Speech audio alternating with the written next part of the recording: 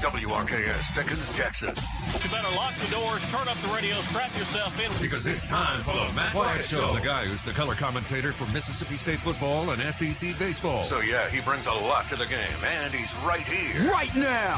Online at thezone1059.com and on your radio at ESPN 105.9 The Zone.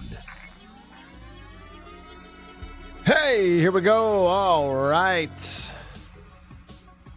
Wednesday, hump day, middle of the week, whatever you want to call it, about halfway through this week. Is the week half full or is the week half empty? Which way do you look at it? I look at it, it's, we're half full around here. Welcome in. I'm Matt in the Bureau, in the Farm Bureau Insurance Studio. Farm Bureau, go with the home team. They are your home team at Farm Bureau Insurance. Your hometown heroes all across the great state of Mississippi. Thanks for tuning in. Lots of ways for you to be a part of the show. And I hope you'll consider doing so. As I pour a little hot coffee from High Point Roasters in New Albany and get ready to go here in the middle of the day on this Wednesday. Yeah, I drink coffee in the middle of the day. A bunch of y'all do too. Don't judge me.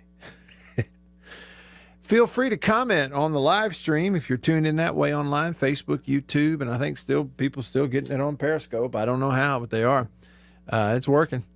And you can text me on the Country Pleasing text line. It's 885-ESPN. It's a 601 number, 885-ESPN. If you need the number itself to text, it's just 885-3776. There you go, 885-3776. It's the number to text me on the Country Pleasing Sausage text line. Real quick, Sven, the first to say hey on the live stream. He's over in Berlin, Germany. He said, good evening, because it is evening over there. Sven, yesterday somebody was asking how it was that you found this radio show and connected with it. Kind of what's your connection there? Somebody was wanting to know on the text line. So shoot me that info, and I'll pass it along to him. See, we're connecting people on different continents here on planet Earth. Isn't it amazing? Technology is amazing. You can call me. I'd love to hear your voice today on the Davini Equipment phone line. Davini Equipment in Madison and in Jackson. Reminding you that the month of April is Tractor Month. Tractor Month. Who doesn't like Tractor Month? At Davini Equipment in Madison and in Jackson. I know I do. So I'll give you some details on some of the deals and stuff that are going on there. Coming up later in the show as well. Feel free to give me a call. Yeah, let's see. Okay, so Sven's going to give me the details. Dave commented on Facebook and says, well, howdy. Says, looks like one of our women's basketball girls is getting reunited with Vic Schaefer, also without a doubt. We should have hired Johnny Harris. Auburn got a good one. Wish her all the best. I did see that. We didn't mention it yesterday. It didn't come up, but former Vic Schaefer, Mississippi State assistant Johnny Harris, who I guess went with him to Texas, is that right? And Auburn just hired her as the head coach of the Auburn women's program. Yeah, I believe that's right. First up on the Country Pleasing text line right out of the gate here on this Wednesday is Delta Tide fan who says, I consider the week half over considering I get to do some on-the-water therapy on Friday, if you know what I mean. Absolutely, some on-the-water therapy. I was talking to a family member who was up at Pickwick over the weekend, and we were on the phone, and I said, are you catching any fish? He said, he's a crappie fisherman. He said, I didn't catch but 5 this morning. I thought, didn't catch but 5 this morning? Man, that's 5 more than I caught in the last 3 weeks because I haven't been. Don't be complaining if you're on the water. Good stuff, Tide fan. And Ready Teddy says, your voice, a voice for sore ears. Woo-wee. National Sports Radio has been making my ears bleed. Well, here I come to save the day. Ready, Teddy. Glad to be here for you, man. Yeah, and 3 Hump Camel with a good point. It is Masters Week and says, therefore, the weekend starts tomorrow. So today is the par 3 contest here on Wednesday. Oh, wait a minute. They canceled it this year, didn't they? Yeah, they don't have the par 3 this year. Yeah, I was looking forward to it because last year, last fall, I guess it was. Yeah. They had and I watched it while in the studio. but they didn't. I mean, so we're not having a par 3 again this year, though, right? Just to make sure. Right, I didn't correct. think we were. I hadn't turned it on. Wouldn't know. So yes, the Masters starts tomorrow. Therefore, your weekend starts early according to 3 Hump Camel, and I think many people would agree with that. Well, you'd have to agree with 3 Hump Camel on a hump day, right? Hump Day, yep, gotta agree with him. I guess he's 3 Hump Day. If the name holds true. Listen, I want to pass this along. First up, you had midweek baseball. Now, I'm not here to start the show today by recapping every little thing that happened in midweek baseball games with State and Ole Miss both hosting SWAC schools. Last night, Ole Miss hosted Alcorn State. It was a pretty competitive ball game for a little while. Then Ole Miss pulled away. State hosted Southern University from Louisiana, from Baton Rouge. And State, that one, what was it, a 2-0 ball game for a long time there, on up to the 4th or 5th inning, something like that anyway. And then State poured it on, hit some home runs late. State put up, 15 runs? So State beat them 15-1. Ole Miss beat Alcorn State 8-1. But I think it's the storylines within those storylines. Like, you expect those teams to win those games. They did. They were blowouts. Not really any surprises out there in the midweek stuff last night in SEC baseball. I mean, the fact that UT Martin had a late lead on Vanderbilt. Vandy came back, won it by a run, 5-4. I mean, maybe you're surprised by the closeness of that one. North Carolina beat South Carolina 3-2. North Carolina's not ranked. South Carolina is, but North Carolina's a baseball program that, they're one of the better baseball programs in the country. So it's not really a surprise, I guess is what you would say. So that's not what I'm going to do, is break down these games. But it's kind of the stories within those games are coming out of them last night that I do think you need to be aware of, because they could potentially have an impact not only this weekend but going forward. Because as you remember, this weekend Ole Miss is going to host number 2 Arkansas in Oxford. And then the following week, it's State, Ole Miss, as Cole Kublik hates it, the Egg Bowl of baseball, if you want to call it that. But it's Ole Miss at Mississippi State in baseball for Super Bulldog weekend in 2 weekends. State this week hits the road, goes to Auburn. Auburn is a better team than their record would indicate. They had a chance, a real chance, not just a fluke chance, a real chance to win that Arkansas series this past week in Fayetteville, and just were like 1 out away from getting it done and got beat in extra innings.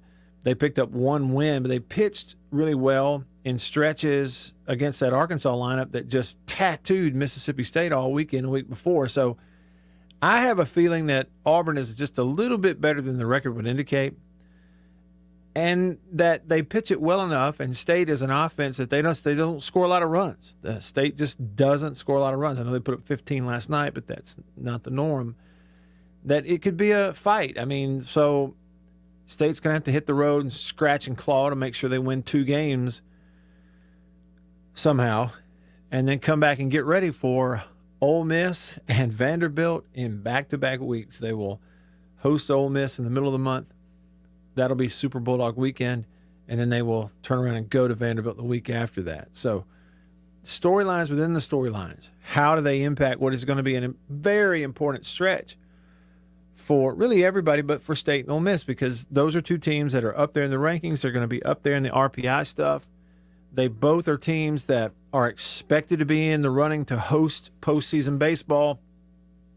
Yet we covered this yesterday that the NCAA is making their decision a month earlier than they normally do to sort of predetermine, but it's still quasi-merit based. So at the end of April, they're going to take a look at that RPI stuff and who can host. And what does that mean? If a lot of, at least on paper, for Mississippi State, for instance, a lot of their more winnable series, teams like Missouri and Texas A&M, those are all on their schedule in May. They don't get to play and potentially win those games and pile up those wins prior to the NCAA making their decision. Instead, the NCAA is going to make their postseason decision on the heels of State playing Ole Miss and Vanderbilt in back-to-back weekends. And, oh, by the way, Auburn on the road, who is a hurting team with 1 league win right now. And if there's ever a time for them to be desperate, it's right now. So, Dave, what you bring up on Facebook is what I was going to jump in here and cover with you. He says Ole Miss lost their hits leader, Tim Elko. And yes, that's the thing. Okay, we touched on that. What the deal is? Well, last night after the ball game, after Ole Miss beat up on Alcorn State 8-1, they finally got some Q&A with Mike Bianco. I think that Coach Bianco had said in the postgame radio stuff that it was not at this moment something that, a type of, it's not like an ACL thing or a type of injury that is definitely season ending for him.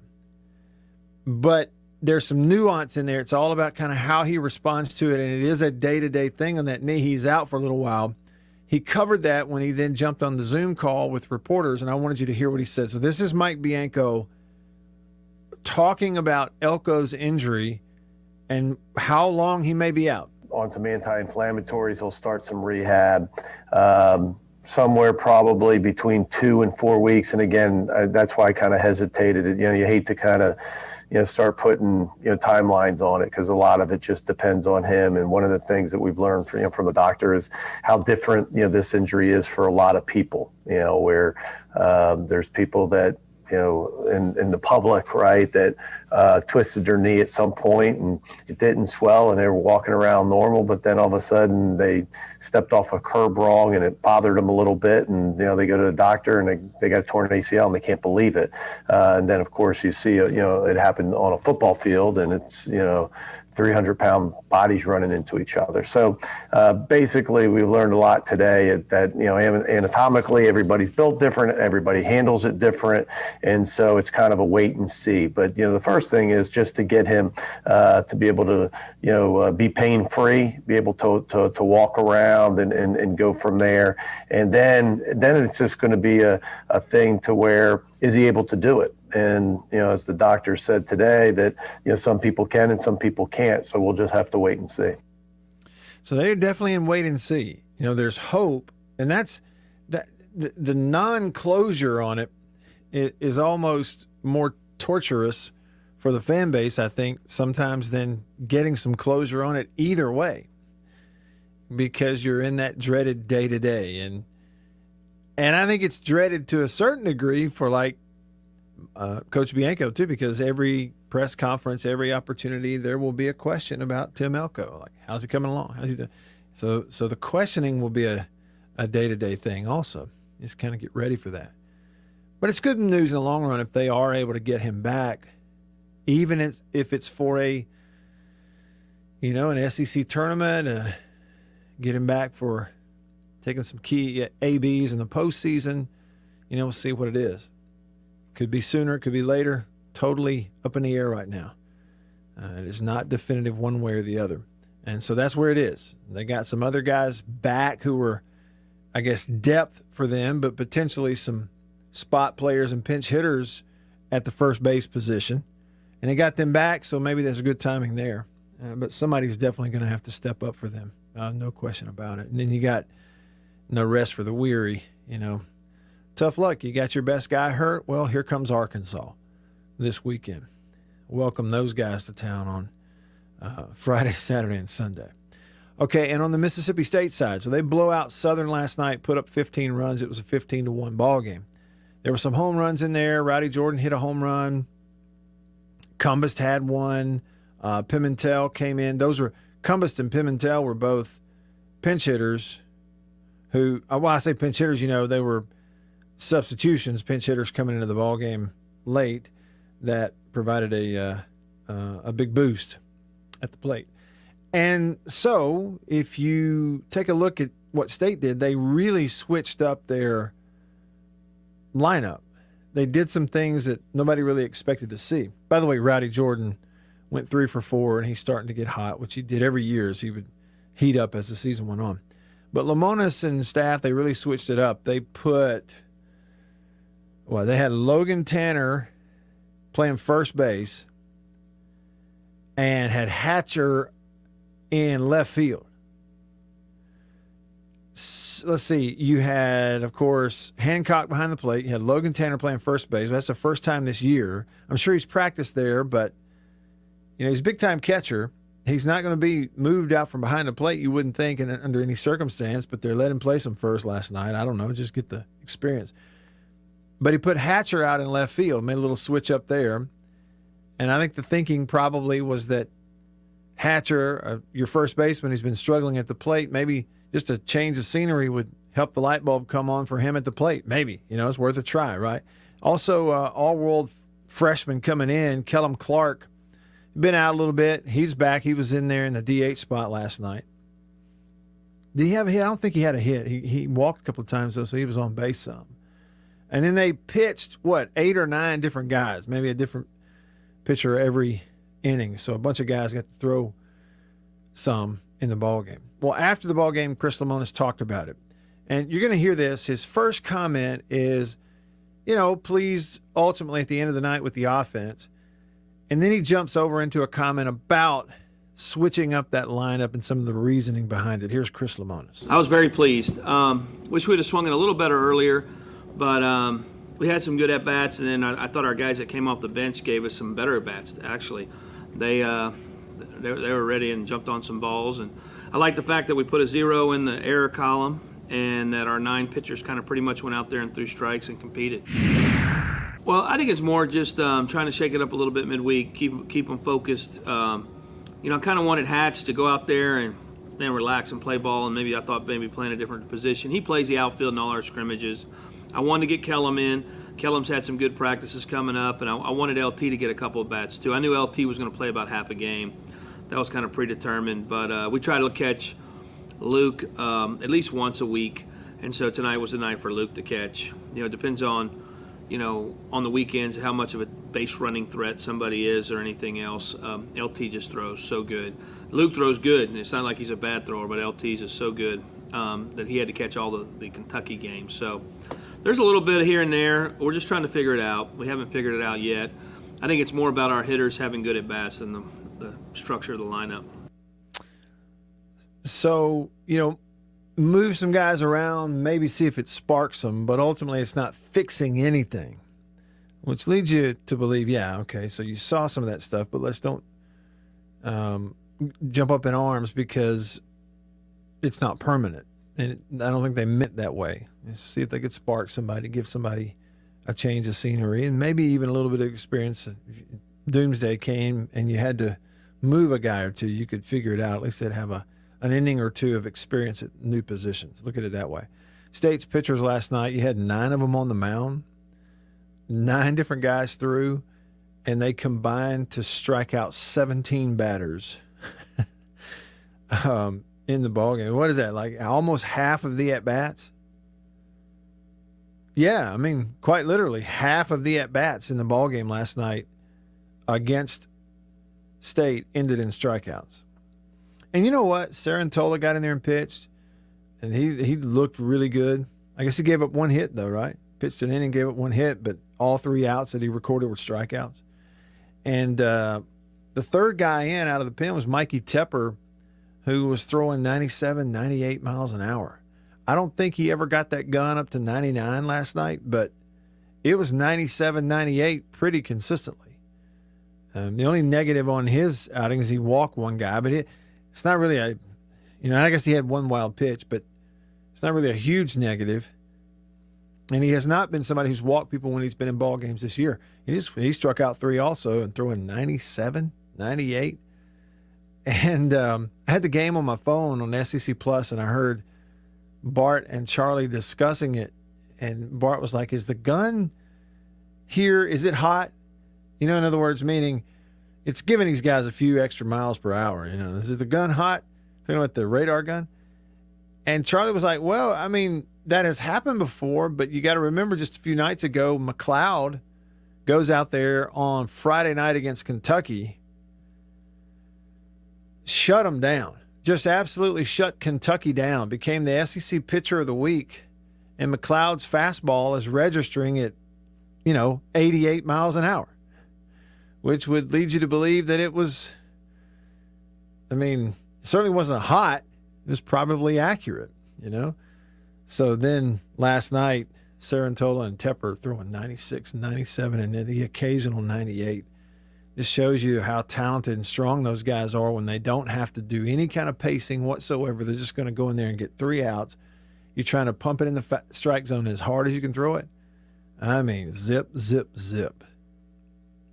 So that's kind of a wrap-up of baseball and in the midweek and looking ahead of the weekend, because it's starting to get important. This is going to feel like, if you're a baseball fan, just remember this month of April, because of the sped-up hosting decision that's coming from the NCAA at the end of this month, then as you look week to week, midweek, and weekends and results, this month is going to feel like what May normally feels like. I mean, I'm being dead serious. And one thing we didn't get into yesterday with this decision, the NCAA says we're going to make a decision at the end of April, predetermine who's hosting in the postseason, and we're going to announce it on May the 10th. Well, how are you going to feel following your team in the month of May? If you're a fan, let's just say, give you a strange example. What if you are a state baseball fan and you find out on May the 10th you're not hosting? How do you feel then as you follow those series, those last couple of regular season series before the SEC tournament and in the SEC tournament? How do you feel about that stuff in May? It changes it, doesn't it, compared to seasons past? I think we can all certainly understand why. All right. LSU has a mess on its hands. Let me give you an update when we come back. I'm Matt in the Bureau. Stick around.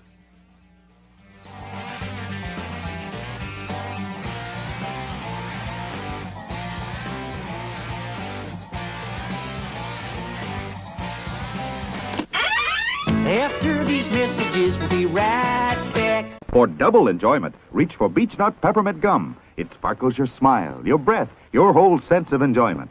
Beech Nut Peppermint in the familiar yellow pack. Jeans do come true. Blue Delta Jeans makes the best fitting, most comfortable jeans in the world. Let's dive in and see what we have here. Do what I did. Visit BlueDeltaJeans.com. Find your fit. Just for my listeners, enter discount code Matt Wyatt. Just answer the questions. BlueDeltaJeans.com. Answer the questions. Use this code. Use the code. You're going to get a discount. They are the most comfortable jeans I've ever worn.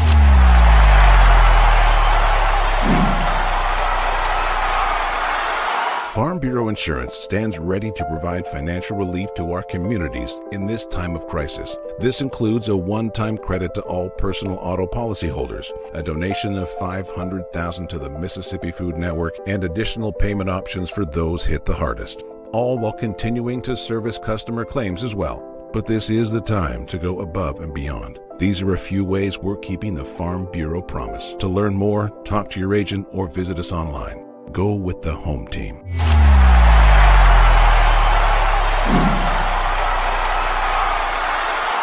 Hey, y'all, let me tell you a little bit about C Spire.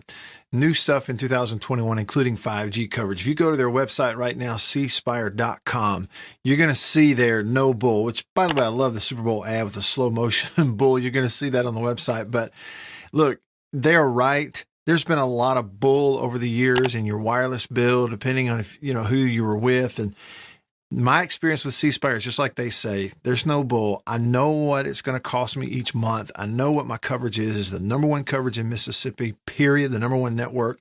And they've got 5G phones that are 5G ready. Now, I have the new iPhone 12 Pro Max, got it at C Spire, went and did curbside at my local C Spire location and did the exchange where I traded in my old one, got the new one, and it's 5G capable.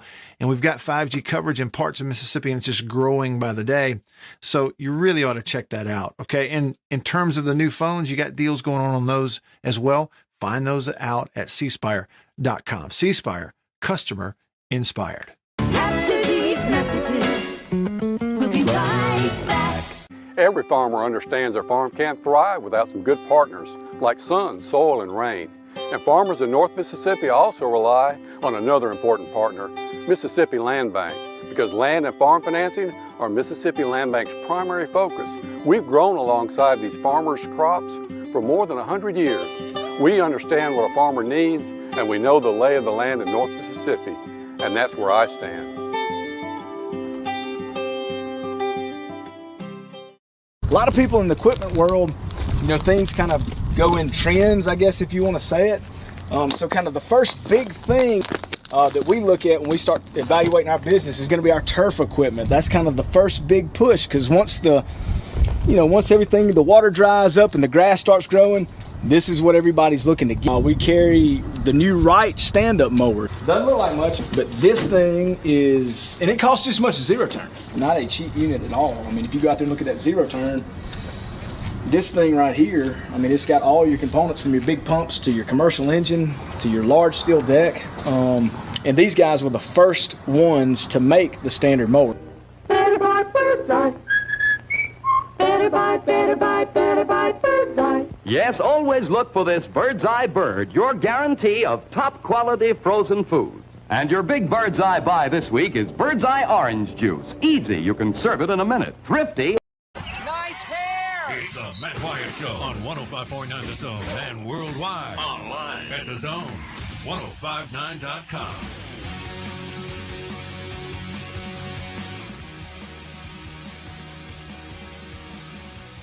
All right.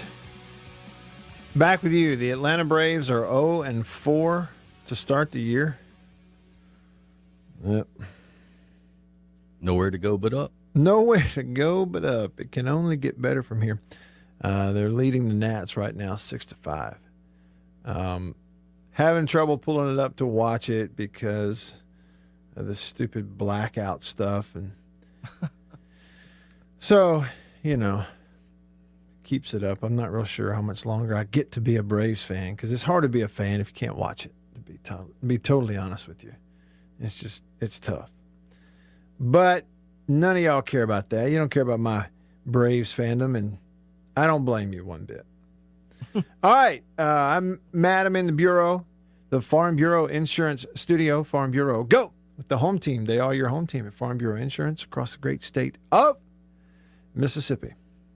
Check them out, favorites.com. Connected to you because of C-Spire. By the way, I got that email. The construction is getting closer and closer to my house for the C-Spire fiber to the home, internet and data service. And in fact, they're so close. I saw the construction guys out here in the trucks, and they're walking around on my street and spray painting stuff down on the pavement. I don't even know what that means, but it's got to mean something. So I've got my hopes up that maybe by football season even, I'll be fibering it here at the Hacienda and streaming and uploading really fast. So I'm looking forward to that, thanks to C-Spire. Those guys out there in the C-Spire trucks are working hard.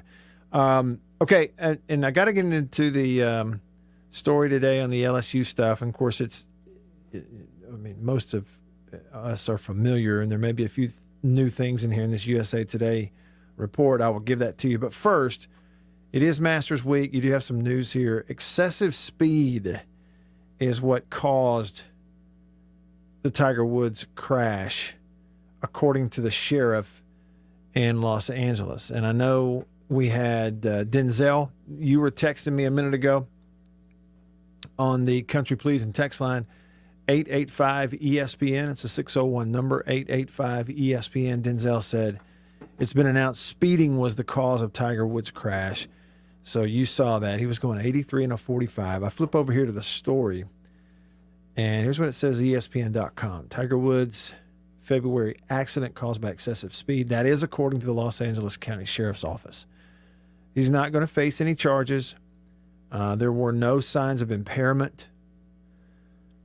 His SUV was traveling 84 to 87 miles per hour and was going 75 miles per hour when his car hit a tree. They've all been cooperative during the investigation, they said. He had apparently gone back home. He was hosting a PGA tournament there, the Genesis Invitational at Riviera. Crash happened on February 23rd. And, of course, we all saw the coverage and that kind of thing. So, look, It's a 45 mile per hour zone. Look, there's a reason they put those on there, right? So that's not to rub it in. Everybody has sped at some. If you've driven a car, you have sped at some point. I don't want to hear from anybody that says they haven't. You have. Okay, everybody has sped at some point. Now, 45 mile an hour zones, why do they put that on there? It's not because they want to hold you back. It's not because somebody wants to be mean. They put a 45 mile an hour deal on it to protect you and other people because under no circumstances should you be doubling that, okay, or getting anywhere close to it. And so, going that fast in a 40-something, there's just, I don't care who you are. I don't care what your bank account says. I don't care what's in the trophy case. It doesn't matter. If you are a living, breathing human being and you are driving that fast in some zone that is a 45 mile per hour deal, then you have no one to blame but yourself. You couldn't possibly do something any dumber behind the wheel of a car this side of getting drunk and doing that. Okay? That's just dumb. It's dumb and it's irresponsible. And at this point, all you could say is thank goodness there was nobody in there with him. Thank goodness if Tiger's going to do something that reckless and that dumb, that there was nobody in there with him and he hit a tree and not a car. That's all you can say about that. And if it was me in the same boat, I would expect as little or less sympathy than that. That's what I would expect. That's what I give myself. So comfortable saying it. And, we say it because he's alive. Probably shouldn't be, frankly. He probably shouldn't be. Real quick, a few texts here on the country, please in text, and I'm going to give you some of those LSU story details, and then I might even put that on hold for about 5 minutes because I have somebody in the studio I want to say hello to on Masters Week. Yeah. Delta Tide fan says, with a picture he sent me, I'm hoping to catch a few of these. 6-pounder on a wacky worm, 10-pound test fluorocarbon line on a spinning tackle. He's holding about a 6-pound largemouth right there, telling me that he's going to use 10-pound test line on a spinning rod in a wacky worm, like ultralight fishing for a largemouth bass that size. So you got to fight him a while, and that is fun. I fell in love with that ultralight fishing last year during the pandemic. And then Delta Tide fan said, keep Jimmy Houston and his family in your prayers. His wife Chris suffered a brain aneurysm and a massive stroke on Monday and is not doing well. You may remember him from his TV show, Jimmy Houston Outdoors. I absolutely remember him. That blonde hair, that loud mouth. Jimmy was a great fisherman and a great host, and so I hate to hear that for him. Thanks for the picture and the information, Delta Tide fan. Thank you. Jackson Mailman says they spray paint to mark gas, water, and electrical lines so services are not cut. All right, C-Spire's out here painting the street. I saw it. Olivier says, Tiger doesn't need to face any charges. He's already paid the price. He definitely did.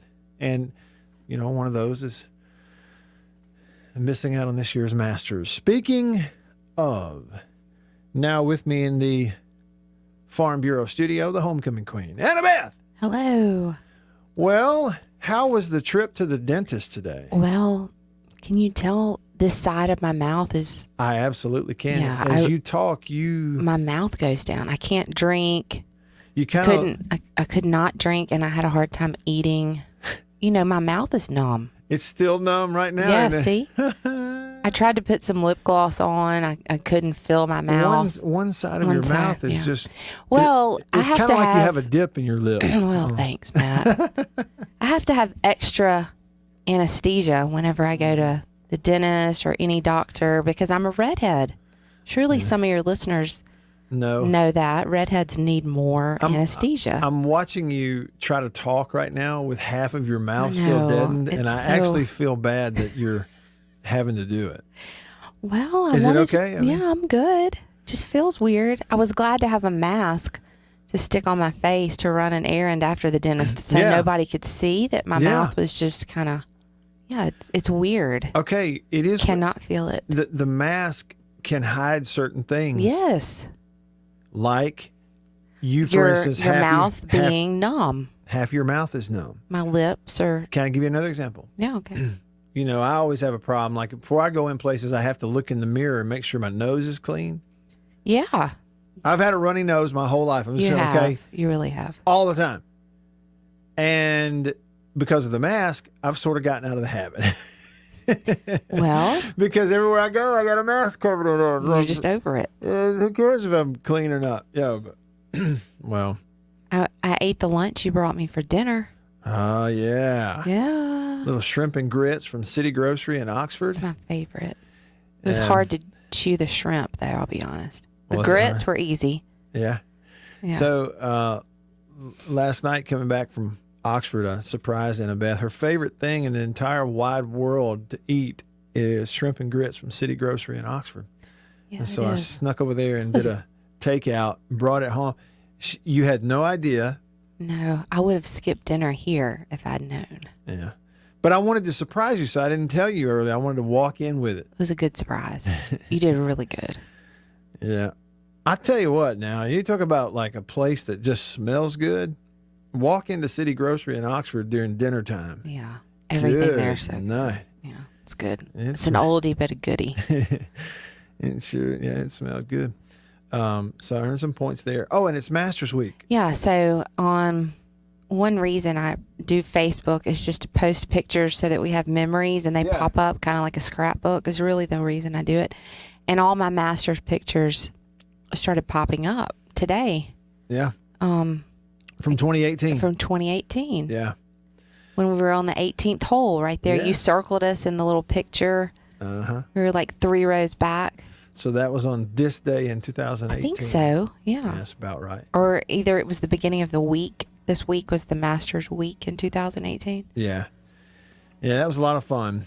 For those that don't know, Annabeth and I got to go to the Masters 2018 on Saturday and Sunday. So we were there 2 days, which afforded the time to do a lot of walking and see basically the whole golf course. It was great. But on Sunday, that was the year that Patrick Reed won it. And on that Sunday, we found, a spot and sort of posted up beside 18 green. You could not move or you would lose your spot. Well, you also made friends with everybody around you. And you also were so crammed in there. You really were. That you couldn't move. But you didn't care. Yeah, you didn't care. No. It was the Masters on Sunday. Yeah. Well, it starts tomorrow. No, I'm excited. Mm-hmm. All right. Y'all stick around. Now's the time to get a great deal. After these messages, we'll be right back. Arrived today. Jeans do come true. Thank you, Blue Delta. True? Yeah, jeans do come true. That's what the bag says. Blue Delta Jeans makes the best fitting, most comfortable jeans in the world because they are uniquely made for you and only you. Raw denim jeans, custom fit, hand tailored in Tupelo, Mississippi, my hometown. Let's dive in and see what we have here. Do what I did. Visit BlueDeltaJeans.com. Find your fit, design a jean, and before you know it, you'll be addicted. Just for my listeners, enter discount code Matt Wyatt, all lowercase. Again, that's if you listen to me, you can use discount code Matt Wyatt, all lowercase, and at checkout, you're going to get a 10% discount off your order. So I just went online, ordered them, BlueDeltaJeans.com a couple weeks ago. Went in, I didn't go get measured. I just entered, what I knew about myself. I just answered the questions, and here they are at my doorstep a couple weeks later. Nice. Yeah, Blue Delta. Nice. I'm happy. I've known the Blue Delta team for years, and I'm thrilled to have these guys on as a sponsor of this show. Blue Delta's Virtual Tailor is a fun and easy way to get yourself into the best fitting pair of jeans you're ever going to own. Bet you never thought you'd get a butt shot out of me, huh? How about that? Just answer the questions and they fit absolutely perfectly. They couldn't fit better. So just go online, BlueDeltaJeans.com, answer the questions. It's amazing how they do it. They will fit perfectly. You're not going to find better material and better feeling pants, period, anywhere. BlueDeltaJeans.com. Use this code.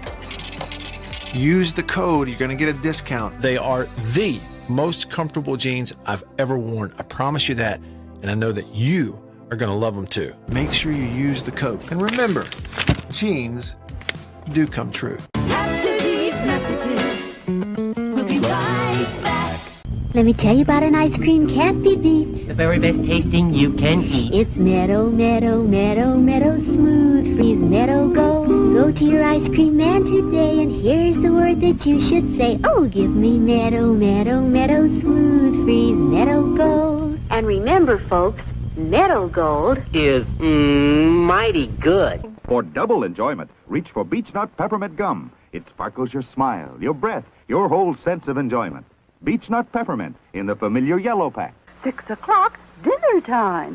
Thank goodness for Jell-O Instant Pudding. Yes, thank goodness for Jell-O Instant Pudding.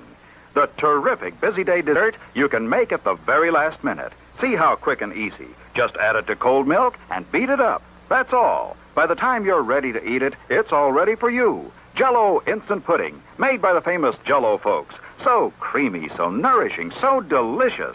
No other instant pudding is quite the same. Stock your shelves with all 7 flavors. The good busy day dessert. Jell-O Instant Pudding.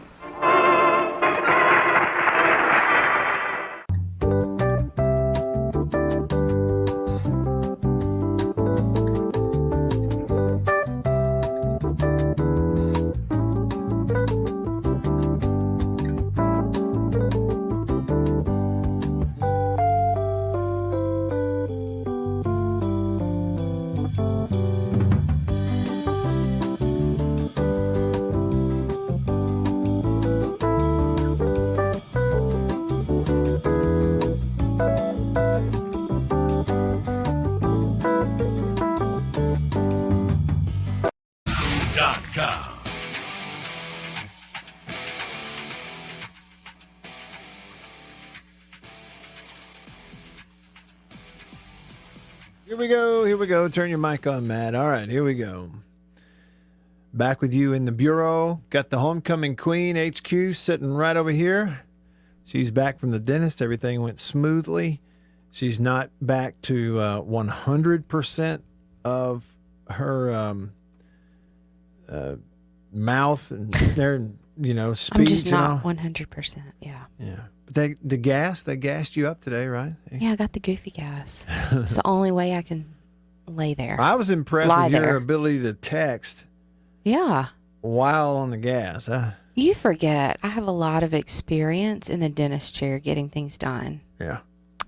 You really do. I'm really known for root canals and crowns. And I love our dentist. So I'm just like, I'm used to texting. You can't handle it. No, and I don't like getting the gas. I don't really want the gas. Yes, I do. I would almost rather just suffer the pain than be loopy on that stuff. No. And you're right, the opposite. Yeah, I need it. I need the gas. Anthony from Tupelo said, absolutely, HQ. My daughter's a redhead, and when she was a small child, the doctors had to give her adult doses of some medicine so that it would work. Yes, it's true. All of our doctors here in town that, are my doctors, they know. I mean, like our dentist knew today I needed extra shots to numb my mouth. That's why it's still numb several hours after, because I have to, redheads are just hard. Isn't that something? Yeah. It's like you're discriminated against.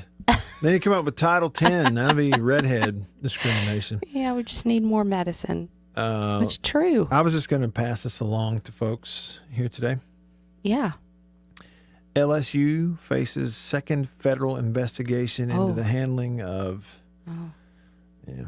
Last time I was on this show, you went off on a rant against LSU, so I haven't been back until today. You know what? That was the last time you were here. You scared me off. Yeah.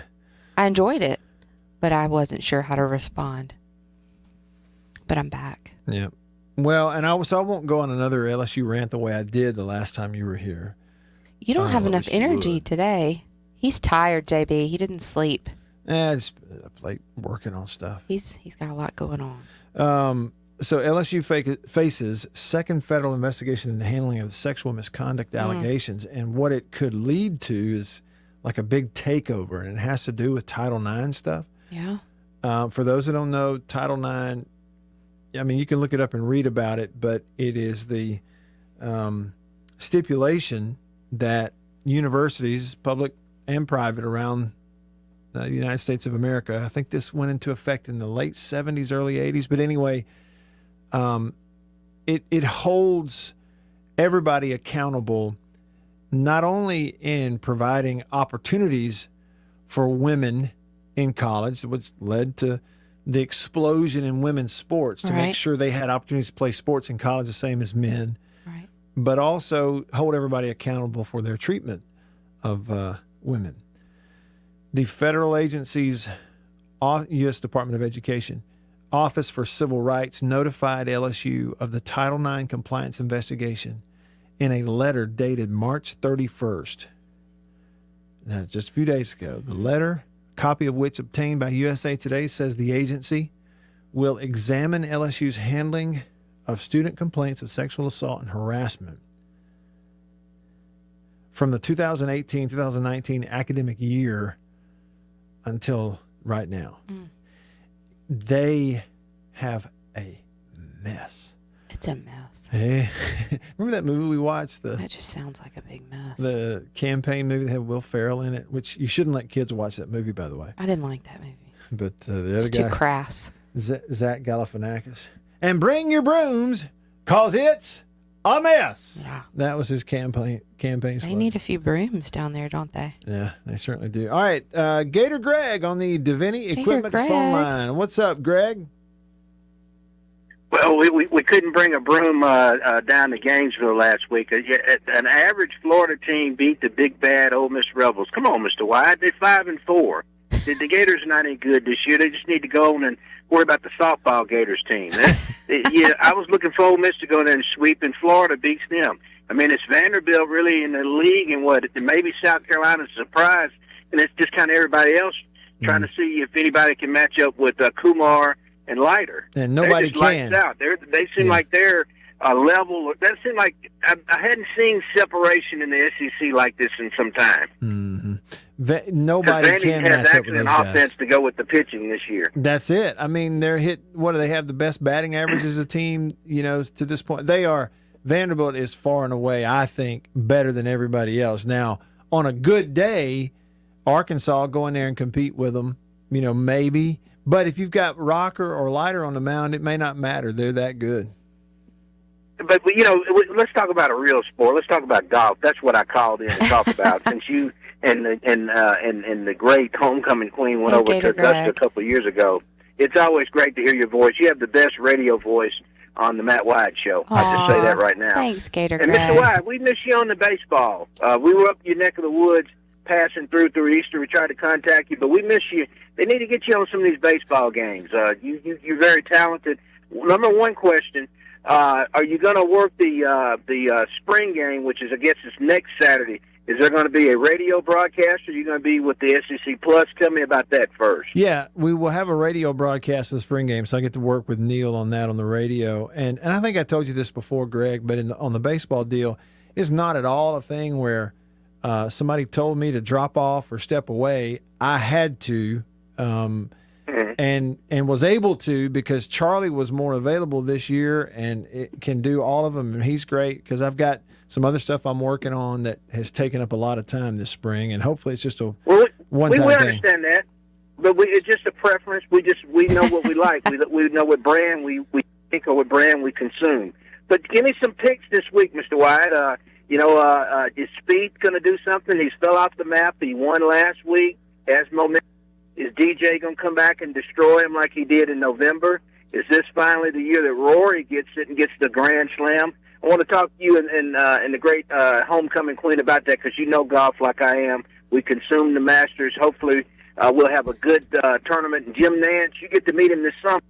Jim needs to get rest his voice because I thought he didn't do a good job with the basketball. You could tell he was getting tired and old. He was looking forward to getting to Augusta. Raftery is excellent at 77. I think he's the best ever. But Nash needs to tighten up. When you see him this summer, maybe I get up there with the North Carolina. You need to tell him he needs to tighten up, or they're going to get rid of him and get somebody else in there with Romo. You have a great day, Mr. Wyatt. You too, I Greg. love it. Bye, Gator Greg. Thanks for the call. I love to hear from him. You know, I wouldn't be surprised to see Rory pop up and finally win that thing. I like Rory McIlroy. Yeah. To those of you, all right, funny thing that popped up in these memories on Facebook several years ago. Apparently, I told Annabeth this, or this happened, and I posted it. I said, "Hey, Annabeth, we had Greg McElroy on the show today." She went, "Holy cow, the golfer!" No, that'd be the former Alabama QB. We're talking about Rory McIlroy. I like Rory McIlroy. You know, or Brooks Koepka, big bomber, maybe, but Rory McIlroy hasn't won the Masters yet. No, I hope he wins. I'm for him. You gonna pull for him? Yeah. Okay. Since is Freddie Couples playing? Is he out? He's too old now. He's playing. He's playing, but he ain't gonna win it. Well, he's still like one of my most favorites. I can still pull for him. Why is he your most favorite? I don't know. My grandfather loved him, and I used to watch golf with my grandfather, and then I don't know. I just like him. I think he had the best swing ever in golf. Yeah. Just a cool guy. You know we that- watched him. We watched him when we were in Augusta. Who knows if that beautiful swing had anything to do with those back problems or not? And that follow through. Don's going to be on the show today at 2:30. Oh, is he really? Yeah, Don Williams. Such a great guy. I got to talk to Don about once a year on the radio, and it's Masters Week. This will be the 31st or 32nd straight that he's been to and covered. So we'll talk with him today. And talk about a great voice. Don has one of my most favorite voices. I love to listen to him tell stories. He'll be great. I'll be listening.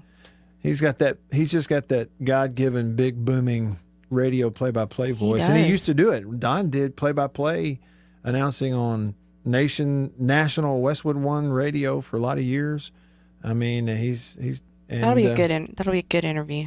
Then he got into the business side of it, sales, and then into the media side. All right, some names. So DeChambeau, yeah, maybe.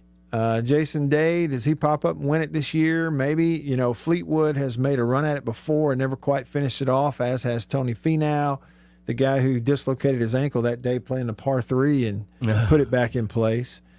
And Sergio has a green jacket, but he's not necessarily the kind of guy anybody's picking to go in there and defend it in any kind of way, I don't think. And then you absolutely can't count out somebody like Dustin Johnson to maybe go defend what he did last year. I mentioned Koepka. I don't think Koepka's going to make it through. I think he's going to have to withdraw. Is he hurt? Yeah. He had that patella surgery about 4.5, 5 weeks ago. What happened to Adam Scott? Does he not play anymore? Yeah, he played. I think he won a tournament last year.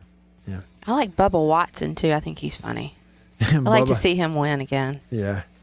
I'm just kind of looking forward to having after what happened last year and getting moved to the fall, I'm looking forward to turning the Masters on in April and seeing azaleas. Just see the azaleas, eat some pimento cheese. Just give somebody a green jacket. We're pulling for everybody. Yeah, we want We just want to see it. We want pastels and sunshine. Yeah. I don't care who wins. And Jim Nantz. and Jim Nantz. Don would tell us we were blasphemous for talking about it that way. He really would. All right, that'll wrap up the first hour of today's show. Hour 2 coming up in the Bureau. Stick around.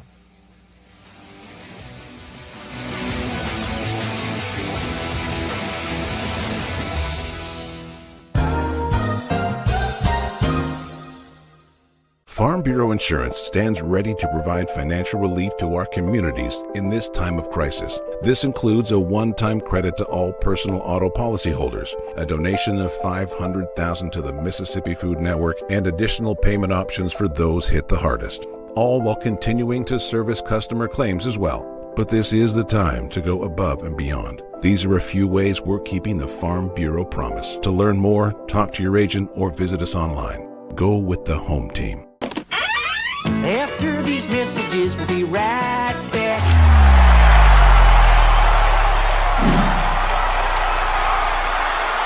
We are about to have a fire and cook some sausage. A country pleasing sausage is outstanding whether you cook it over a fire or in the house. Cook some of this right here. It's green onion flavor. You see that? But this right here is my favorite, the maple flavor. And this is great for breakfast. It's awesome cooking it in the house because it makes the whole house smell good. Oh yeah. Let's eat country pleasing sausage, the best, hands down.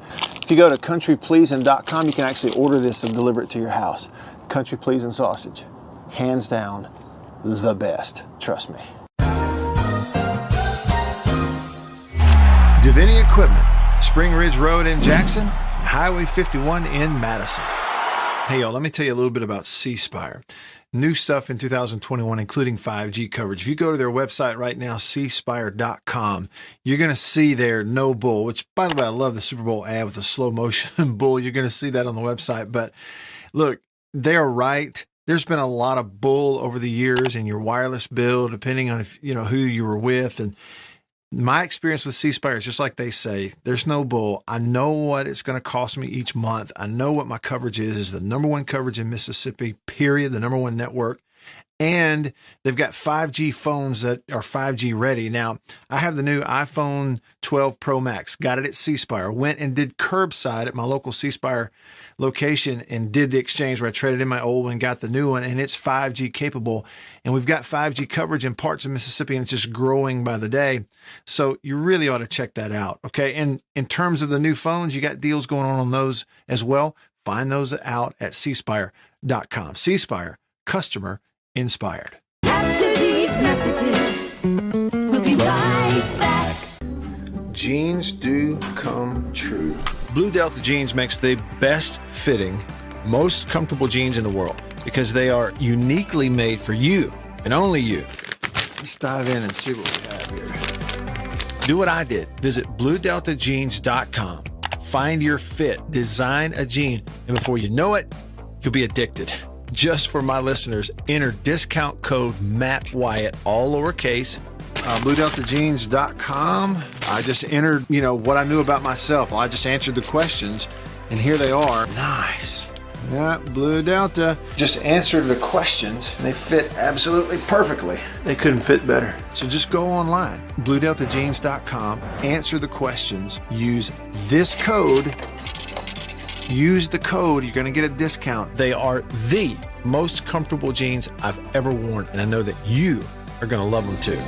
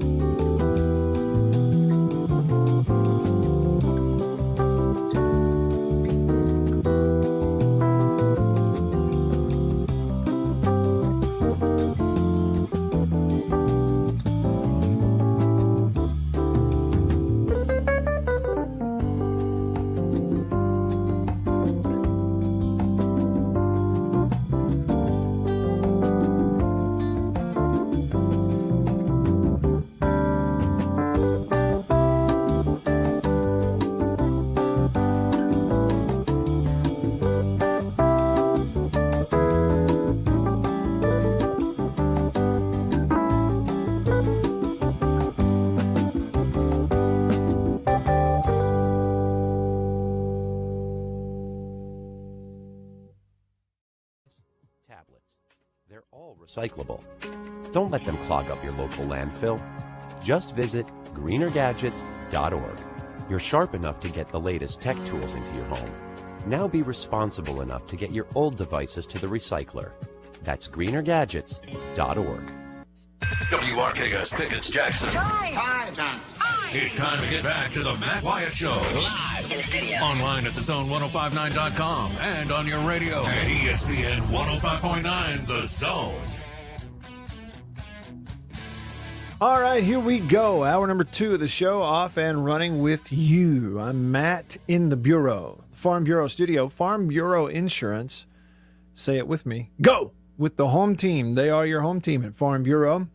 Local agents, competitive rates, fast service, friendly service is what you get with Farm Bureau. It's the way it ought to be everywhere, but it's not the way it is everywhere. It's the way it is with Farm Bureau Insurance. Blue Delta. Hey, listen, just real quick, if you've ever wanted to get into some of those custom fit jeans where they're made just for you, tailored just for you, you can do it. And now it's even easier than it's ever been. Go to bluedeltajeans.com and use the virtual tailor instead of a real person measuring you inseam and all that. Type it in, answer all the questions. You're going to get a pair of custom fit jeans at the bluedeltajeans.com. And if you use my name at checkout, you're going to get a discount on your purchase. Just use the code Matt Wyatt, lowercase, all lowercase, no spaces, Matt Wyatt at checkout, bluedeltajeans.com. Did Blue Delta, they had something to do with golf one time. Remember they are the official jean of the Ryder Cup team. The Ryder Cup, yeah. Here in 2021. Yeah, I thought that. Mm-hmm. Speaking of golf, we're talking about the Masters. By the way, if you're just tuning in, the voice you hear, that of the homecoming queen, who half of her mouth is working over there because she's just back from the dentist. It is a little hard to enunciate with my mouth. I didn't think it would be, but my lips rubbing up against the microphone. And you don't know it. Can't feel it. Everybody's been there. That's great. Oh, sorry. Okay, your top 5 for the Masters. Oh, you want me to go ahead and do that? And then I'll do mine. Okay, you got your list already? Yeah, I know my list. I got mine. I got a couple of messages for you on the text line, though, first. Oh, just real quick. Coffee Norman said, Annabeth, I'm a redhead, come from a long line of redheads. The more anesthesia needed thing is not true. Yeah, it is true. Coffee Norman says... Coffee Norman, it is true. Says, if you give my family a hint of anything, we gone. That's what he says. Maybe it's just a few of us redheads. Coffee Well, maybe Norman. there's a difference between the orange head and the Auburn head. Mine's more Auburn. I don't know. Okay, and I've talked to a lot of redheads who have the same problem I do. Jared says, HQ with some great picks, a contender, a defender, and a pretender. Rory, Scott, and Bubba. All right, so we're going to do our picks right now. We need a theme, right? We got the music going. There we go. Just got to Hey, by the way, get in the zone. This is what you were hearing in your head when they hit you with that gas in the dentist office earlier today. This is what you're hearing right here. Yeah, that's great. Next time I'll ask them to pump that through, too. She's just staring out the window. Spray me a little bit of pimento cheese. I don't like that gas, but you like it. It's the only way I can honestly calm myself down to lie there. Like, just laying, I have to. Okay. Anyway, okay. All right, so CBS Sports ranked the Masters field. Yeah, they did. I'm gonna hit it real fast here, not going through all of it, and then we'll have picks. You're going to go through all 88 of them? No, Give me a break. just a few of the top ones. Oh, okay. They ranked the Masters field for this year, 2021. They go Dustin Johnson 1, John Rahm 2, who finished 4th in 2018.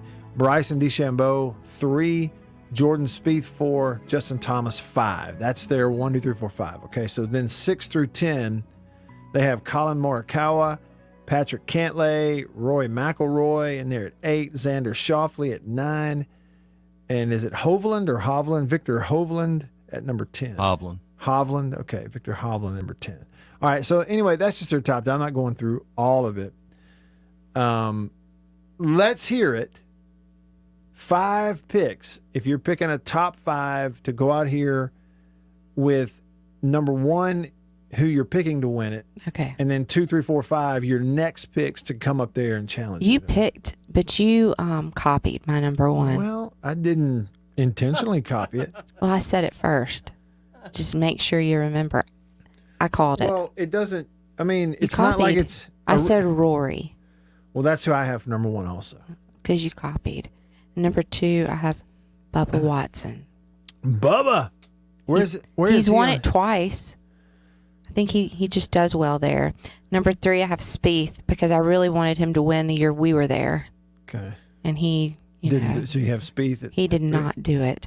And then I have Adam Scott because I just like Adam Scott. Mm-hmm. And then coming in at 5, I'm just going to have to pick 2. No, you can't. 2 oldies but goodies because they're my favorites. Phil Mickelson and Freddie Couples. Phil and Fred. I just want him to do well. And both those guys have won it in the past, but not winning it this year. Yeah, well. But you know what's great about the Masters every year, though, on day 1 and 2, there will be some older guy who nobody's talking about who will fly up the leaderboard and be up in the top 10 going into the weekend. One of these two, maybe. You think? Maybe so. All right, so I'm picking Rory to win also. I want him to win. I'm pulling for him. Yeah, we are for Rory. Yeah. 2, I got Spieth. I had him at 3. 3, I got DJ, Dustin Johnson, repeat. Rahm at 4, John Rahm at 4, and then I've got Tommy Fleetwood down there at number 5 because he's on the all-name team. You think this guy's going to win it back to back? Oh, yeah, I mean, he could. He might. How often does that happen? Never. You just put your green jacket on yourself, I guess. Bubba Watson won it. Well, he did. In 2012 and then again in 2014. Yeah. So, I mean, people have won 2. What do you do? Put the jacket on yourself? You know they come into the... That's right. No, they go to the locker room and get it out of there and bring it out and bring give it you out. the same one. Just wear this again, It'd please. be embarrassing if it doesn't fit right. Boy, you put on some weight there this year, DJ. We're going to have to get this jacket let out for you. It's 44. No, Kind of takes away from the ambiance of all of it when the person puts it on the next guy. Hey, listen, so you picked Phil Mickelson in there in your top 5. I like Phil. You also picked Adam Scott. Yeah, I like them. Here is a sound clip from today. Earlier today, Phil Mickelson did an interview. Is this a joke? No, it's real. Oh, this is the voice. Phil Mickelson was talking, and I don't know how he got on the subject, but he starts telling a story. I'm always open to whatever the Masters champion has to try. I've tried a lot of different cuisine over the years. I think. Okay, and he's talking about how the winner of the Masters. Okay. Every year, the next year, they come back, and last year's champion hosts all the past winners for a dinner. And if you're like from Germany, you serve German food. If you're like from I California, didn't know this you tradition. pick American food. If you're from Australia, you have Australian food. You know, you This treat is them. great. And the winner picks the menu that he feeds to the past winners the following year. So, like this year, Dustin Johnson will feed everybody. Well, he's talking about past dinner here. It's pretty cool. I remember, I'll share with you a little funny story from Adam Scott's victory. And he had had this wonderful meal, Australian themed, and out comes dessert, and it's pavlova. It's meringue with some fruit and so forth. And I said, no, you can't Google this stuff because our cell phone, there's no cell phones allowed, right? And I said, pavlova, that's inspired by the great Russian ballerina Anna Pavlova, who was touring through New Zealand, Australia, and the Australian chef was so inspired by her beautiful movement and tutus, she ended up he made a dessert after her. Chairman Payne looked at me like, what kind of stuff are you spewing here, And no, this is true. Zach Johnson looks at me and says, I got $100, says that's not right. So everybody's calling me out of my BS. And a lot of times I am BSing. However, my daughter was a dancer and she wrote a biography on Anna Pavlova, and I made 32 Pavlovas for her class when she was a little girl. And I knew this, and I ended up, being right, which is not often. And I was right on that particular moment. So some of these moments that goes down in Champions Dinner are special, and that was cuisine inspired. Okay, I like him. That's Phil Mickelson telling that story. Now, is it a good story? Yeah, it's a good story. You don't like that story? I don't know. You're a girl dad. That's a great story. It is a great story, but okay, I'm a little bit maybe You were biased. bored? Were you bored with it? I have heard that people on tour and other golfers and stuff over the years, behind his back, they refer to him as Fake Phil. No. I've heard that. And the thing is, though, like, he's so nice. And, Tony, my friend that we used to work with at Northeast, when his son Jackson was a little guy, Jackson's in college now, but when his son Jackson was a little guy, it might have been Augusta, but it was at some PGA Tour event. They were there. Jackson, little blonde-headed boy, probably 8, 9 years old. Phil Mickelson walks over and gives him his golf ball out of his pocket. They still have it. So that wasn't fake. Well, no, and it wasn't fake how Jackson felt about it. I'm just listening to that going, of all the Masters dinners that Phil Mickelson has been to, that's the story we get? Well, tell maybe me it if I'm wrong. Well, I mean, it wasn't a really exciting story, but it was endearing, and it shows him as a dad. Yeah. Come on, Matt. I think you're being a little too hard critiquing him. JB just sent me. You're being too hard on him. JB just sent me DJ's menu here for this year for the Masters dinner. How did I not know of this tradition? So great. The appetizer is pigs in a blanket and lobster. Wow. And corn fritters. Okay, he's from South Carolina. Yeah. Surely he's going to have some grits. Salad is garden salad or Caesar salad.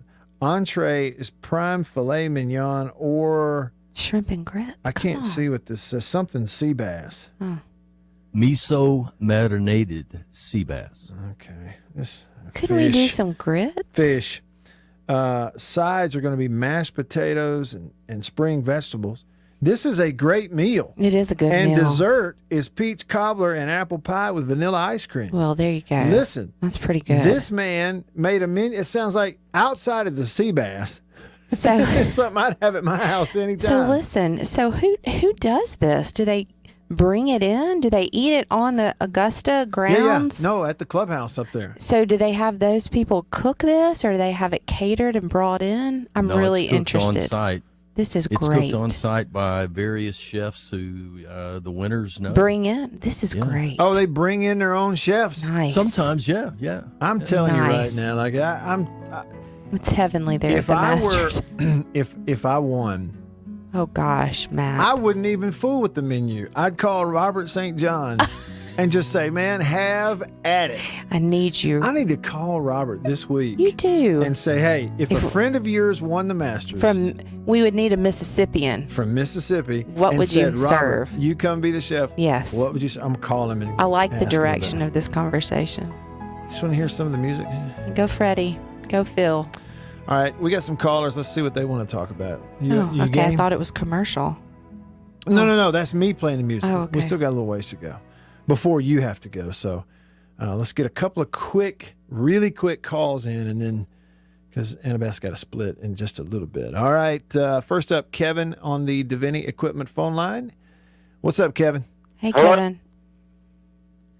Yeah, I was just wanting to talk to the female Barry White. That's nice. That's hilarious. Anyway, I was just wondering if y'all had done anything with getting a new pet. Aw, we really haven't, Kevin. No, see, we're not looking to replace Lady. We have one dog. Well, and there's no 2 way cats. you can replace a pet. Yeah. My dad was a vet, and I understand a lot of the anguish. It's emotional. Because I always took the run of the litters of our dogs, and I'd have to get up every 2 hours with a feeding them and taking care of them. To feed them.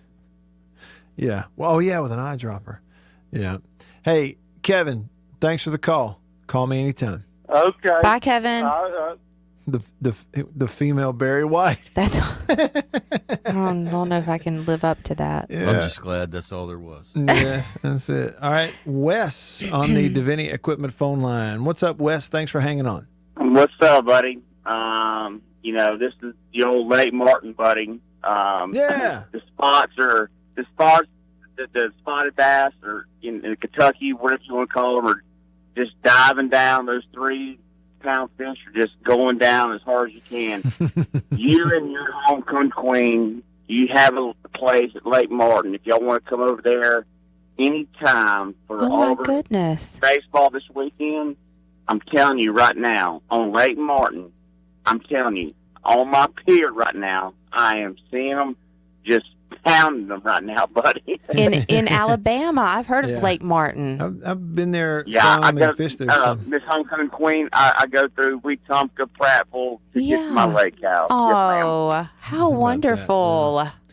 Lake Martin. That's it. It's a great You've place. been there. You fished. Yeah. And caught some, they have big spotted bass there. And lots of them too. It's a great place to fish, especially this time of year. I watched something. Hey, but go Dogs this weekend. But again, anytime that y'all need a place to get away with, even with the kids or just the one child, I should say, my casa, your casa. Appreciate it, Wes. Thanks for the call, that is man. so sweet. Thank you. Have a good weekend. Yep. Thank you. That's so nice. Well, you watched what? I watched an HGTV special where they do lake houses, and somebody bought a lake house in Lake Martin. I remember thinking that the lake was really pretty. Remember a few years ago, Tommy Tuberville selling his. I think that's what it was. He was selling his house at Lake Martin. Yeah, that's one of these big. It's a popular lake over there, isn't it? Yeah, I mean, it is. A lot of pretty homes. It's beautiful, big lake, beautiful lake. It's a great place to fish. Very popular getaway spot for sure. What do we have over here on the Country Pleasing text line? Millwood says 3 people in history have won it back to back. Tiger, Jack, and says I can't remember the last one. Huh.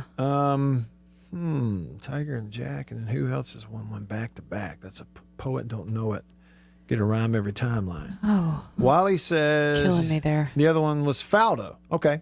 Oh. Nick Faldo. You know I have a Nick Faldo story. Yeah, he hit on you or something. Okay, so There's a shocker. when we were at, I guess I was at Ole Miss, we went home with a friend of mine who lived on, what's the Southwind? Southwind at Memphis. Okay, yeah. Where they're having the where they PGA had the deal. PGA. Yeah.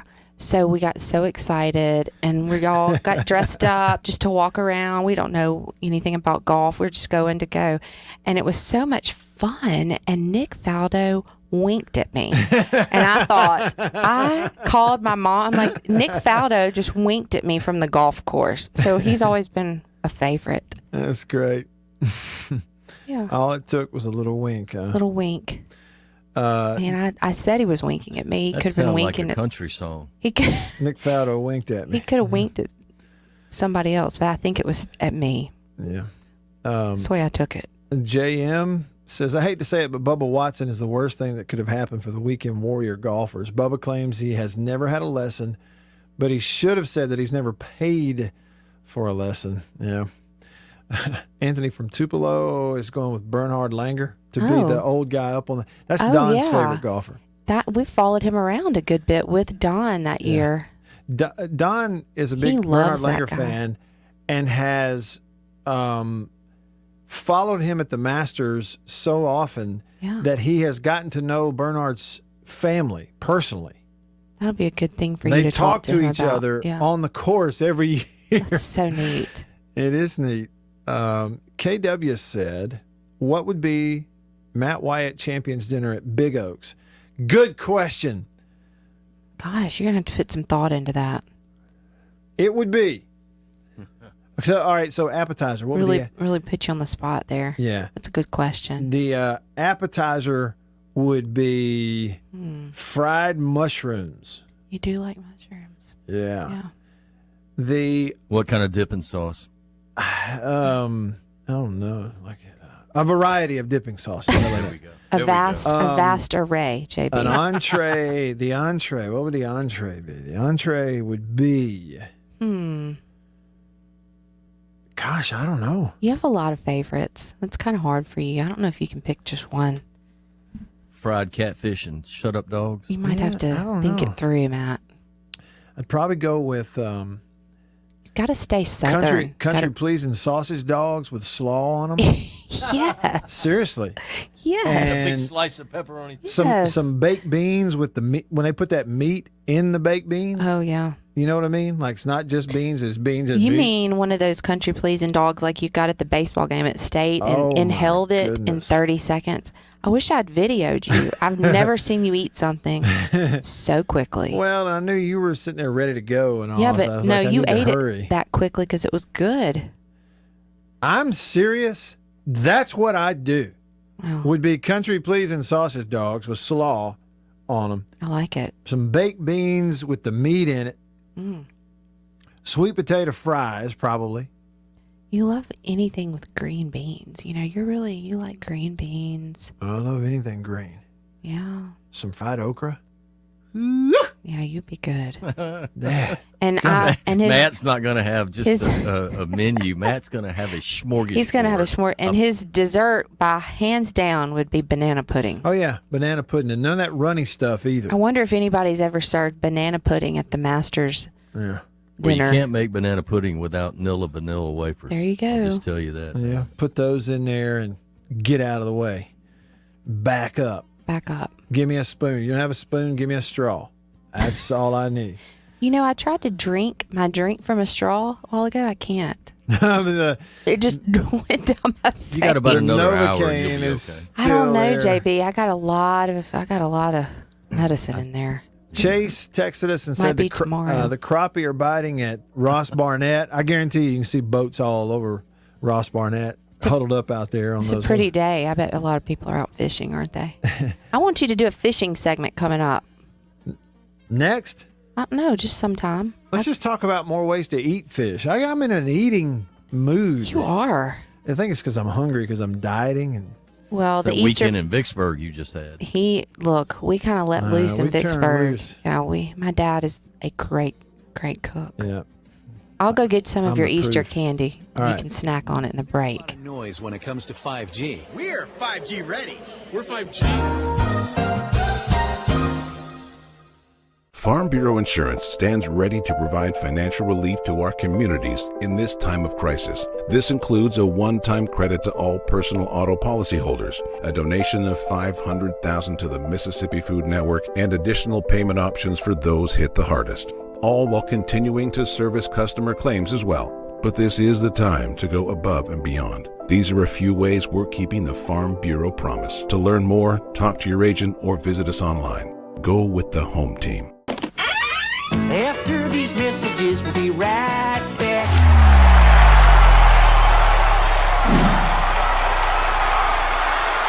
We are about to have a fire and cook some sausage. A country pleasing sausage is outstanding whether you cook it over a fire or in the house. Cook some of this right here. It's green onion flavor. You see that? But this right here is my favorite, the maple flavor. And this is great for breakfast. It's awesome cooking it in the house because it makes the whole house smell good. Oh yeah. Let's eat country pleasing sausage, the best, hands down. If you go to countrypleasing.com, you can actually order this and deliver it to your house. Country pleasing sausage, hands down, the best. Trust me. Davini Equipment, Spring Ridge Road in Jackson, Highway 51 in Madison. Hey y'all, let me tell you a little bit about C Spire. New stuff in 2021, including 5G coverage. If you go to their website right now, cspire.com, you're going to see their no bull, which, by the way, I love the Super Bowl ad with the slow motion bull. You're going to see that on the website. But look, they're right. There's been a lot of bull over the years in your wireless bill, depending on if who you were with. And my experience with C Spire is just like they say, there's no bull. I know what it's going to cost me each month. I know what my coverage is the number one coverage in Mississippi, period, the number one network. And they've got 5G phones that are 5G ready. Now, I have the new iPhone 12 Pro Max. Got it at C Spire. Went and did curbside at my local C Spire location and did the exchange where I traded in my old one and got the new one, and it's 5G capable. And we've got 5G coverage in parts of Mississippi, and it's just growing by the day. So you really ought to check that out. Okay. And in terms of the new phones, you got deals going on those as well. Find those out at cspire.com. C Spire, customer inspired. After these messages, we'll be right back. Jeans do come true.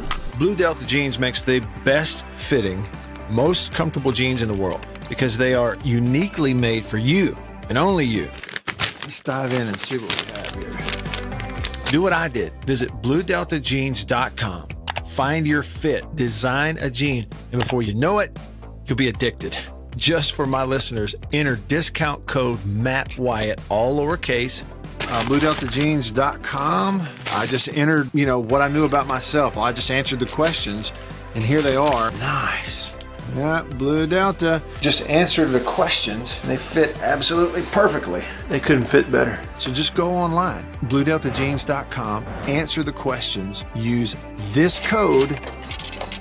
Use the code, you're going to get a discount. They are the most comfortable jeans I've ever worn, and I know that you are going to love them too.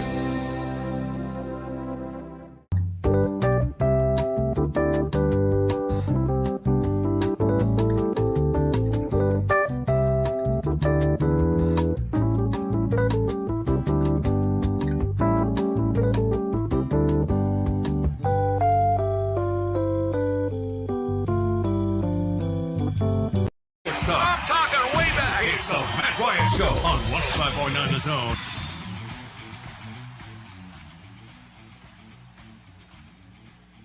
All right, back with you, homecoming queen. She gone. She's headed on to bigger and better things, so stuck with me and JB the rest of the way. Glad y'all are here. Y'all text, call, comment on the live stream. Jason on the Facebook live feed said country pleasing with the slaw on top. Woo! Lord have mercy. I'm telling you, if you haven't had it, you've got to try it. You got to try it. Let's see. Bush League on the country pleasing text line said, y'all have got me giggling in traffic. I'm loving the homecoming queen on the show. And she loves being here, but she's just so busy. Like, I'm here for 3 hours. Never has 3 hours to spend with us here on the show. We just have to get like half an hour here and 20 minutes there. And we just get what we get.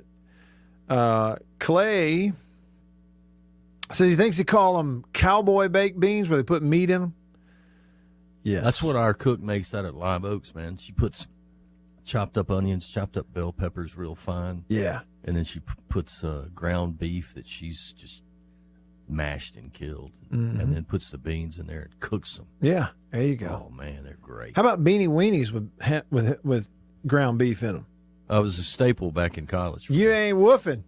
That stuff, you put that in the refrigerator, it lasts 2 weeks. Not really, but we'd eat it 2 weeks later. That and Pop-Tarts. Yeah, Pop-Tarts, and of course the ramen noodles thing. I don't know. I tried the whole ramen noodle deal. I just soon starve, I'll be honest with you.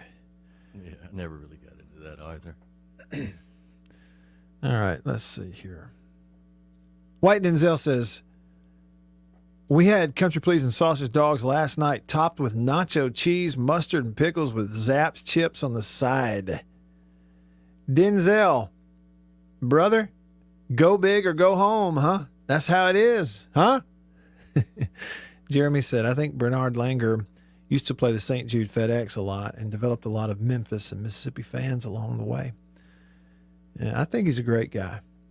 Got to interview him once down at the when C Spire was the presenting sponsor of the Champions Tour event at Fallen Oak down in Biloxi, which, again, if you've never had a chance to go and just walk around that course, let alone play it, it is unbelievable.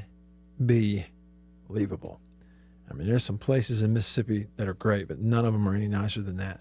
And that's a golf course that I think Like, it doesn't get played a ton. They don't have a ton of rounds of golf going on it every year because you have to be staying, at the casino in order to go play it.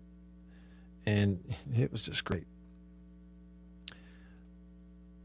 Unnamed texter says, I had banana pudding instead of groom's cake at my wedding. Nothing better than a good banana pudding. I agree with that. Thibodeau says, I bet Louvier and I could cook your champion's meal. Yeah, you could. You could. But see, I'm not a Louisianan. I'm not a Cajun. It wouldn't represent me. The question was me. The truth about it is, if I were to take a poll of all the stuff that I have enjoyed eating the most over the course of my life because of the family I was born into, the places I lived and grew up, yeah, I mean, really, it would be some variation of fried chicken, grilled chicken, green beans, butter beans, peas. I'm serious. Black-eyed peas, fried okra, cornbread, something like that would be the main deal. And here's the thing about it. Like appetizers, that's a restaurant deal. We don't make appetizers. Grandmama didn't make appetizers. She just made dinner. And then, of course, you did have dessert. And then you're talking banana pudding. You're talking not blueberry pie, but like dewberry cobbler. You know what I'm talking about? Like, wild blackberries. We call them dewberries. Like you go out to the train track and there's a spot along the train track nobody knew about where a certain time of year you could load the freezer of dewberries. You bust those out, make cobbler with it. That's probably what we would have if I'm being totally true to like me. Now, could Thibodeau and Louvier make some stuff that people would enjoy? Yes. No question about it. In regards to banana pudding, somebody said, banana cream cheese pudding? Huh? They followed it up. That's like the chocolate delight that has the cream cheese in it. You familiar with that? No. It's kind of a reverse chocolate pie. Look, I got a theory on cream cheese. Yeah? I love it on bagels. It's good on everything, in everything. Nothing will make you fatter quicker than cream cheese. That's why it's so good. And that's why I go, wait a minute. Somebody said, all I need is a wheelbarrow full of it and a short handle shovel. Bring that on. That's what I'm talking about.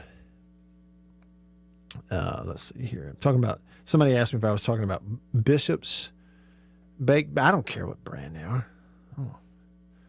I don't care what brand the baked beans are. Just cook them. Get out of the way. All right, Chris is calling us on the Davini Equipment phone line from somewhere near Birmingham as we speak. Chris, be careful on the road. What's up?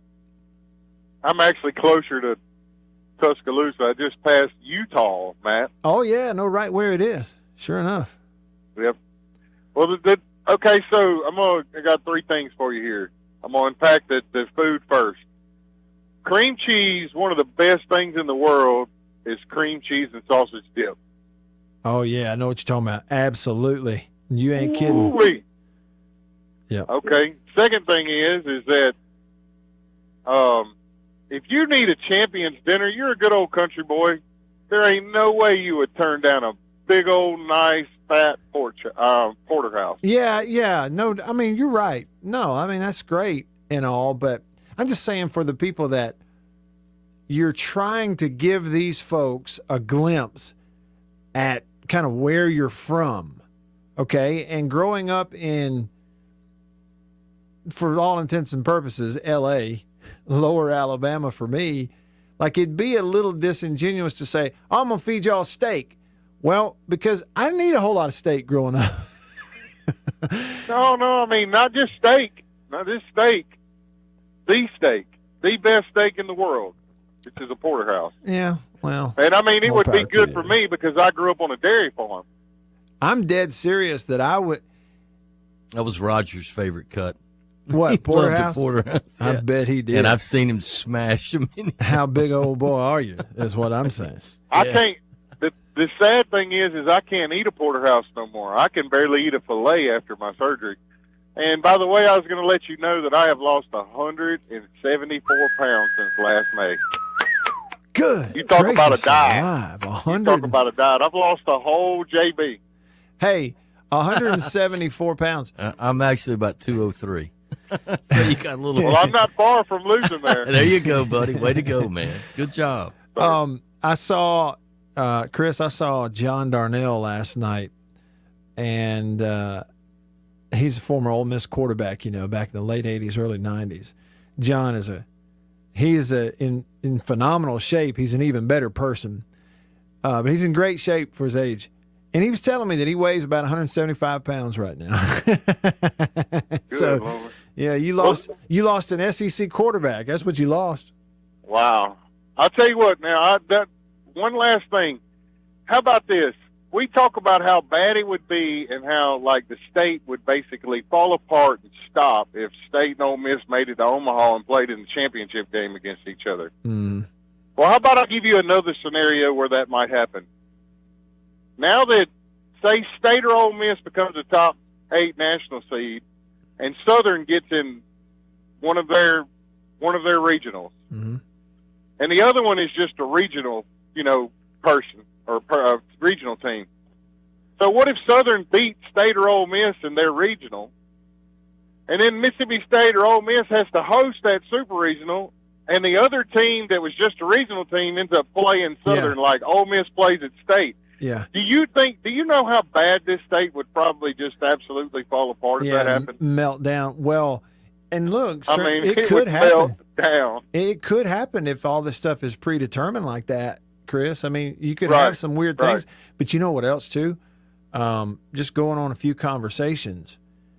There's talk out there that, whether it's State or Ole Miss or both, that get these host sites when they determine it at the end of this month, that it's really going to be a tough thing if the NCAA comes out here and goes, yeah, but 25% capacity at every place that we host a postseason tournament. We're not filling it up. Now, you want to talk I would imagine one of them would pull their bid. You want to talk about angry or a fan base like State or Ole Miss, because you know how it is. I mean, they're going to put 12,000 in there if you sell the tickets or more, and to tell them, okay, you're hosting, but you can only have 25% capacity. People are going to be like, what? I mean, it's all right, crazy. man. Well, I almost lost you just then. All right. Appreciate you, Have Chris. a good day. Yeah. Drive careful. Thanks for the call. That's good timing. It was. It was. Very serendipitous. Peanut Butter Falcon. I said, okay, no, it's PRG said, speaking of pets, got a rescue tomcat. He got out on November 2019. The kids are crying, wife's crying. Anyway, she and the kids missed him so much, I put a possum trap out, got him back on December 25th. 1 month later, a Christmas miracle. Made it in the cold all by himself for 26 days. What a story. That's good. He's a survivor. We got one of those running around our house right now. All right, we'll wrap up hour 2 next. Stick around. When it's more than... After these messages, we'll be right back. Better buy Bird's Eye. Better buy Bird's Eye. Yes, always look for this Bird's Eye Bird, your guarantee of top quality frozen food. And your big Bird's Eye buy this week is Bird's Eye Orange Juice. Easy, you can serve it in a minute. Thrifty, it will save you money. Orchard fresh and delicious.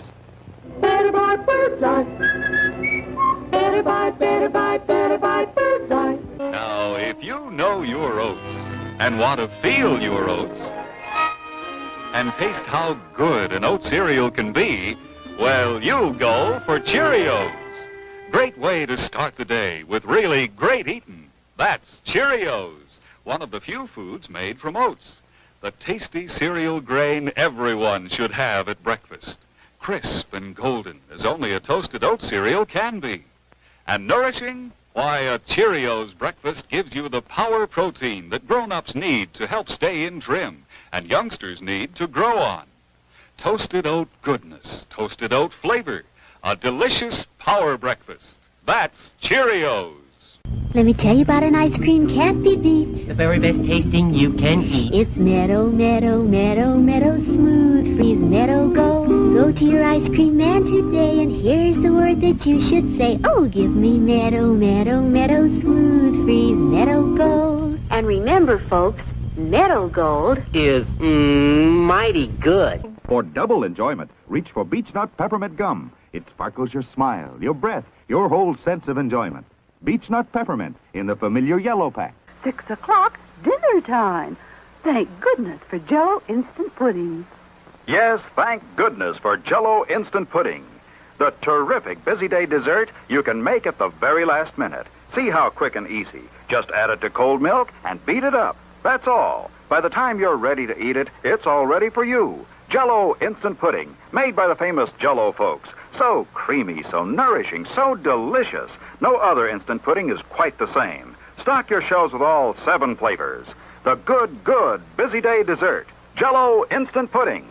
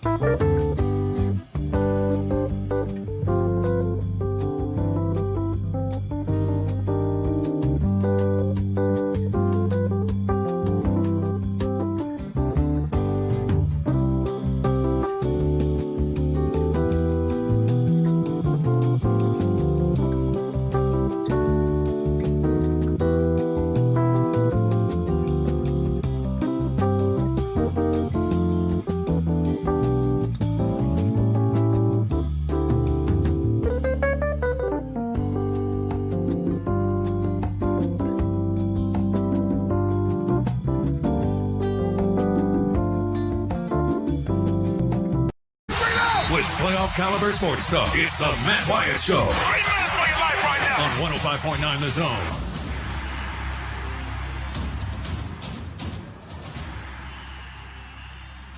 The movie The Sandlot came out 28 years ago today.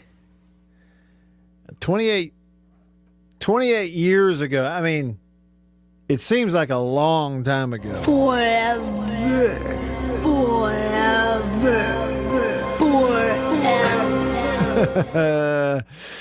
Came out in 93. The movie set in the summer of 1962. A new kid in town taken under the wing of a young baseball prodigy and his rowdy team, resulting in many adventures like chewing tobacco, then the tilt-a-whirl, and the city pool and Wendy Peppercorn. Yeah, making s'mores up in the clubhouse. You're killing me, Smalls. Yes! And Ham Porter. I'm telling you, man, what a great movie. 28 years ago today, The Sandlot. You know what's great about that movie, too, is as an adult, you love it. And I showed it to Mary Lydia when she was about 5 or 6. She loved it. It's a great movie. Sandlot, 28 years ago today. It made the big show, the theaters, hit the theaters 28 years ago today. White Denzel says on the Country Pleasing text line, my Masters Champion dinner, deer tenderloin stuffed with cream cheese, wrapped in bacon. You know what now, for a lot of us in this part of the country, sure enough, if you had something like that, you're going to treat people from around the world, some of your food, some venison, however you want to prepare it. And then he says to go with that, butter beans, macaroni and cheese, peanut butter pie for dessert. Yeah, I'll put peanut butter up there with cream cheese. Nothing will make you fatter quicker than those two things. But that's all right. That's why it's so good. Nick, now we're talking. Nick says, purple hull peas, butter beans, okra, cornbread. Ooh. Get out the way.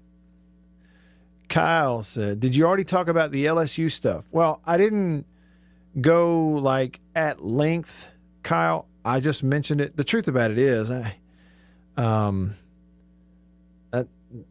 teased it. I mentioned it. Annabeth was sitting here and we started talking golf and other stuff.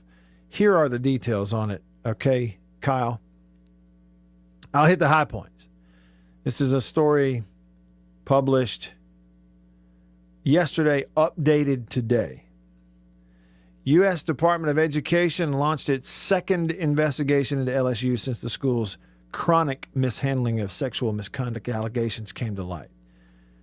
That Department of Education's Office for Civil Rights notified the university of the Title IX compliance investigation in a letter dated March 31st. USA Today got a copy of the letter. It says the agency will examine LSU's handling of student complaints of sexual assault and harassment from the 2018 and 2019 academic year until present. Okay, so that's pretty key right there. That's the reason I'm bringing it up to you. It's the reason people are talking about it, is because we already all know of the stuff that goes way back, right? Starting with Les Miles, they tried to, the AD at the time suggested firing him in 2013. Then you got the Geis stuff. That goes back to like 2016. Well, this letter comes in there. It's dated March 31st of this year. It's notifying the school of the Title IX investigation. And it says that it is examining their handling of complaints of sexual assault and harassment from the 2018 and 19 academic year until now. So it is. They got rough times ahead at LSU. And I'm not. Who cares what it means for their football team? Whether it means, or their basketball team, like just in terms of competitive stuff in sports. This is way beyond that. They got rough times ahead there as a school, for sure. This time, the Department of Education opened the case, quote, in light of recent reports describing students' allegations that the university mishandled their complaints of sexual assault and harassment. They've requested all these documents, recent ones, everything. So if you want to read more about it, you can go to USA Today, because they are the ones who got a copy of the letter and have covered it. But you get it. I mean, you get the point. Jeremy, country pleasing text line. Cream cheese, rotel, and sausage called what? How do you pronounce that? What kind of dip? How do I pronounce that, Jeremy? Tuesday? Jason in Flagstaff, Arizona says, wait, what? I had to step away and come back to y'all talking about cats and possum traps. What did I miss? No, someone brought up, having lost a pet. We aren't replacing Lady. We still have 2 cats and 1 dog. And so we started talking about pets. And PRG told us that they had a cat who walked away and disappeared on November the 20th. He put out a possum trap, caught him on December 25th, 1 month later. That's the story. Anthony from Tupelo says, the baked beans at Bishop's Barbecue here in Tupelo, he puts pulled barbecue in them. That sounds good. Make your tongue slap your hat off. Louvier has given it to us here. Spicy crawfish Creole on rice. Everyone except me would have a bad round on Thursday because of the excessive bathroom breaks. Come on now, Louvier. Come on. Really? Then you know it's good. I mean, I guess we do. Yeah, and if you're just tuning in, you're talking about food? What show is this? Look, it's all about the Masters, okay? Because we had the conversation. Well, it started with the Phil Mickelson story of past Masters Champions dinners. We had Annabeth here. We talked about what the Champions dinners are. And JB sent me what Dustin Johnson is serving at this year's Champions dinner, which I guess is tonight, or was it last night? It was last night. Last night. Okay, so here's what he served. Being a South Carolina native and winning it last year, appetizer was pigs in a blanket, lobster, and corn fritters. Salad, just garden salad or Caesar. Entree, prime filet mignon, and some kind of something another marinated sea bass. You know, he's from South Carolina. The sides were mashed potatoes and spring vegetables, a dessert, peach cobbler, and apple pie with vanilla ice cream. That's what he served. That's what we're talking about. You know, if you were serving something, it's going to kind of represent, you know, either who you are or where you're from or both. What would that be? And since my good buddy or buddies Chris Brooks and Beaver didn't have a show today, I just figured we'd do their show. I mean, just talk about the Masters dinner. PRG says, guys, I am clean with my texts on this show. I only try to trip up Brooks and make him say something embarrassing because I know him. Why? So you can laugh about it in person with him later on, PRG? Okay, so Tuesday it is. Jeremy says that this dip that is cream cheese, rotel, and sausage is called Tuesday dip. If it's really that good, though, who cares what you call it, right? Mansplain is telling me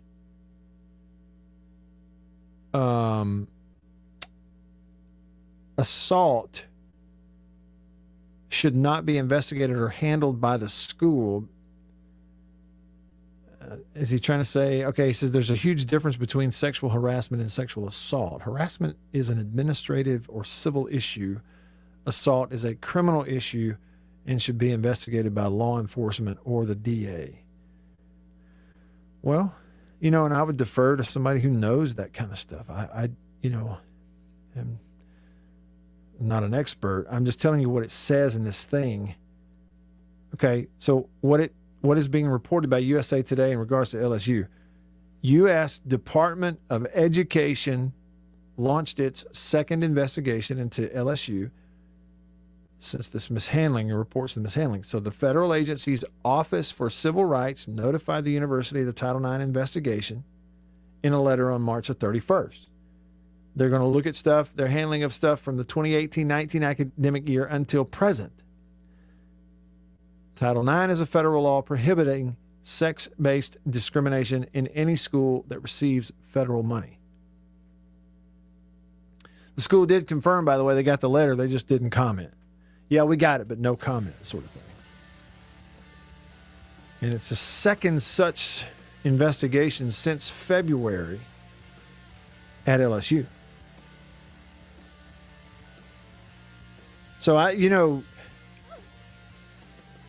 something like that, Mansplain, I'm sure that they are following whatever path and protocol you're supposed to follow in terms of who's investigating what. And I know you may be talking about like the initial claim. Yeah, if you get this initial claim. But if this complaint comes to the school, they got to hand it over to the right people every time without hesitation. That's what you have to do, no matter who it is. And this is just the latest example. That'll wrap up hour number 2. If you leave us, have a great night. If not, stick around in the Farm Bureau Insurance studio.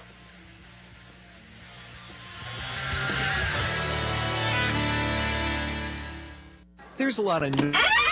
After these messages, we'll be right back. For double enjoyment, reach for Beech Nut Peppermint Gum. It sparkles your smile, your breath, your whole sense of enjoyment. Beech Nut Peppermint in the familiar yellow pack. Jeans do come true. Blue Delta Jeans makes the best fitting, most comfortable jeans in the world. Let's dive in and see what we have here. Do what I did. Visit BlueDeltaJeans.com. Find your fit. Just for my listeners, enter discount code Matt Wyatt. Just answer the questions. BlueDeltaJeans.com. Answer the questions. Use this code. Use the code. You're going to get a discount. They are the most comfortable jeans I've ever worn.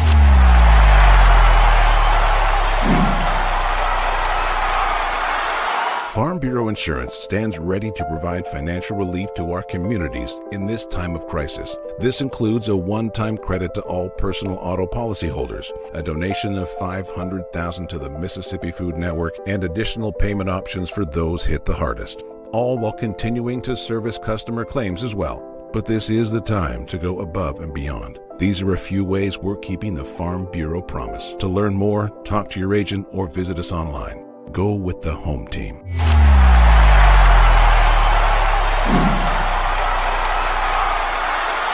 Hey, y'all, let me tell you a little bit about C Spire.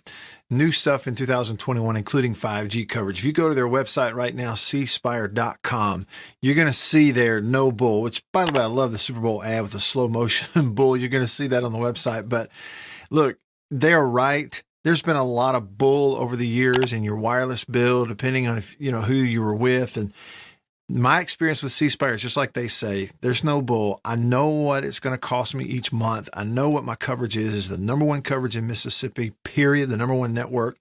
And they've got 5G phones that are 5G ready. Now, I have the new iPhone 12 Pro Max, got it at C Spire, went and did curbside at my local C Spire location and did the exchange where I traded in my old one, got the new one, and it's 5G capable. And we've got 5G coverage in parts of Mississippi, and it's just growing by the day. So you really ought to check that out, okay? And in terms of the new phones, you got deals going on those as well. Find those out at cspire.com. C Spire, customer inspired. After these messages, we'll be right back. Every farmer understands their farm can't thrive without some good partners like sun, soil, and rain. And farmers in North Mississippi also rely on another important partner, Mississippi Land Bank, because land and farm financing are Mississippi Land Bank's primary focus. We've grown alongside these farmers' crops for more than 100 years. We understand what a farmer needs, and we know the lay of the land in North Mississippi. And that's where I stand. A lot of people in the equipment world, you know, things kind of go in trends, I guess, if you want to say it. So kind of the first big thing that we look at when we start evaluating our business is going to be our turf equipment. That's kind of the first big push, because once everything, the water dries up and the grass starts growing, this is what everybody's looking to get. We carry the new Wright stand-up mower. Doesn't look like much, but this thing is, and it costs just as much as zero turn. Not a cheap unit at all. I mean, if you go out there and look at that zero turn, this thing right here, I mean, it's got all your components from your big pumps to your commercial engine to your large steel deck. And these guys were the first ones to make the standard mower. Better buy Bird's Eye. Better buy Bird's Eye. Yes, always look for this Bird's Eye Bird, your guarantee of top quality frozen food. And your big Bird's Eye buy this week is Bird's Eye Orange Juice. Easy, you can serve it in a minute. Thrifty, it will save you money. Orchard fresh and delicious. Better buy Bird's Eye. Better buy Bird's Eye. Now, if you know your oats and want to feel your oats and taste how good an oat cereal can be, well, you'll go for Cheerios. Great way to start the day with really great eating. That's Cheerios, one of the few foods made from oats. The tasty cereal grain everyone should have at breakfast. Crisp and golden as only a toasted oat cereal can be. And nourishing? Why, a Cheerios breakfast gives you the power protein that grown-ups need to help stay in trim and youngsters need to grow on. Toasted oat goodness, toasted oat flavor, a delicious power breakfast. That's Cheerios.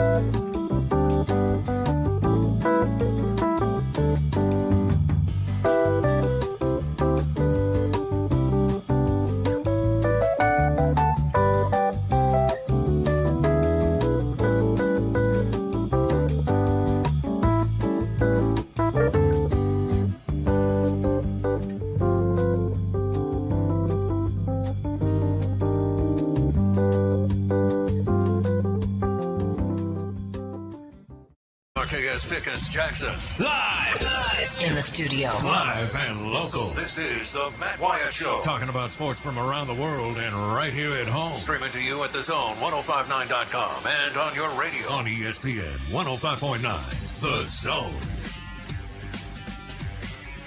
Here we go. Hour number 3 of the show, off and running with you. Presented by Overstreet Properties in Starkville, Stark Vegas, Starkville, however you want to say it. That's where you need to go. If anything residential in Starkville, living there permanently, maybe it's a condo for when you come into town for ball games. You could be leasing an apartment as a student, or you know a student, or investment property. Anything residential in and around Starkville, go to Overstreet Properties. Find them online at overstreetproperties.com. Welcome into the show. Kind of the casserole hour. That fits. I'm talking about a little bit of everything here today, including food. Masters Week. Had the Masters dinner. Good old Southern boy from South Carolina fed him some pretty good food. Just go with the classics, man. Can you imagine what Brooks's meal would be if he won the Masters? Who, Chris? Yeah, I want plain chicken tenders, and I want lettuce with nothing else, no dressing. Yeah, right. What? And for dessert, Little Debbie Star Crunch. By the way, which is hard to beat. Now, I didn't just intentionally start a Little Debbie debate here, but I know those pop up from time to time, and everybody has their favorite, whether it's the zebra cakes or the Christmas tree cakes or the brownies or the oatmeal cream pies, but you just Nutty Buddy, you can't beat the Little Debbie Star Crunch. They even still make those? Oh yeah. I'm sure they do. You just got to get to the right establishment. As a kid, you go to school, you open your lunchbox, there's a Star Crunch in there, you're good. You're good. Everything's good. Everything's cool. And then you get older and you start liking weird stuff like oatmeal cookies with raisins in them. And then you get a little older and you don't even mind Fig Newtons anymore. Oh, I love Fig Newtons. Yeah, I love them glass too. of milk. Yeah, but you didn't when you were 5? Oh, yeah, I did. Really? I did, man. I'd eat any kind of sweet I could get my hands on. You know what I like is it's like, I don't know what the brand is, but it's not it's sort of generic brand. And it's like Fig Newtons, but they got strawberry in there. Oh, well, they make a strawberry Newton. Yeah. Well, this is like the generic. They kind of fall apart. They're not the Nabisco. These are a little bit cheaper. Man, they will fill the gap. They'll get you across the bridge, though, I promise you. Oh, look, man. Kids used to envy me because I had always had 2 sandwiches, a great bunch of chips, always Little Debbie, either oatmeal cream pie, Star Crunch, or the Nutty Buddies in my lunch every day. Uh-huh. And I would trade stuff for people that bought their lunch. There you go.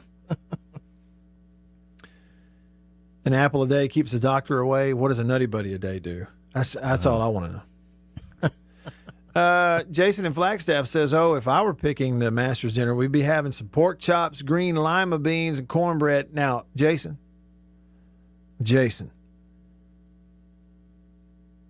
did you just call them lima beans? Green lima beans. I thought all lima beans were green. This man is from Iuka, Mississippi. I know he knows that they are butter beans. Jason, and don't be splitting the hairs and telling me they're 2 different things. Nope. You've been in Arizona too long. They're, just a reminder, Jason, they're butter beans. So the lima beans, you refer to them as butter beans? I'm saying like don't the speckled call them butter beans? I'm saying don't call them lima beans. They're all butter beans as far as I'm concerned in the South. You cook them the same way, that's for certain. Lima beans. Where are we? Pennsylvania? New York City? They're butter beans. PRG, he's telling me more about Brooks. Apparently PRG thinks we really want to hear about Chris today. That's how bad. Look, PRG, here's the thing. Between you and your good old buddy, old pal, Chris Brooks, Brooks is winning this. You know why? Because he's living in your head rent-free. We just had one little mention of Chris, and here you come with about 3 or 4 texts about Chris Brooks. The latest one says, Brooks is absolutely devious enough to try to plant a texter to sabotage your show, but PRG is not the guy. Brooks would definitely try, though. What? He was a terror on the block in McGee back in the day? Was he really? I could see that. And now look at him, man. Everything's lining up for him. Beautiful family. Good job. Beat Corona. He's bald, though. Let's see what Anthony just wrote me a book over here on the Country Pleasing text line. I'm going to read all of it because it might be good. Anthony says, in 1998, he took a trip to visit a relative in Conway, South Carolina. Somewhere along the way, the light bulb came on, decided to stop in Augusta to watch the first day of the Masters. What, you just going to stop, thinking you just stop and walk in? He says, when I got there, I had no idea where to park, so I hung a right at the gate where I'd seen a bunch of cars parked. I drove up and down the rows of cars, looking for a parking spot. I got to noticing white sheets of paper on the dashboards of these cars, so I get out to see what they said. The first 4 I read were Tiger Woods, Mark O'Meara, David Duval, and Brad Faxon. By that time I was being sworn by security, being questioned as to what I was doing. You guessed it. I'd gone to the parking lot where the players were parked. Needless to say, they informed me that was not where the general public parks. And then he culminates with, he says, I didn't make it into the Masters that day. I bet you didn't. Yeah, the parking is pretty interesting. You know, I'd never really had an issue. I've been there twice. We didn't have an issue. But, you know, you just park in, a lot of people, parking in big open grass lots and next to a church or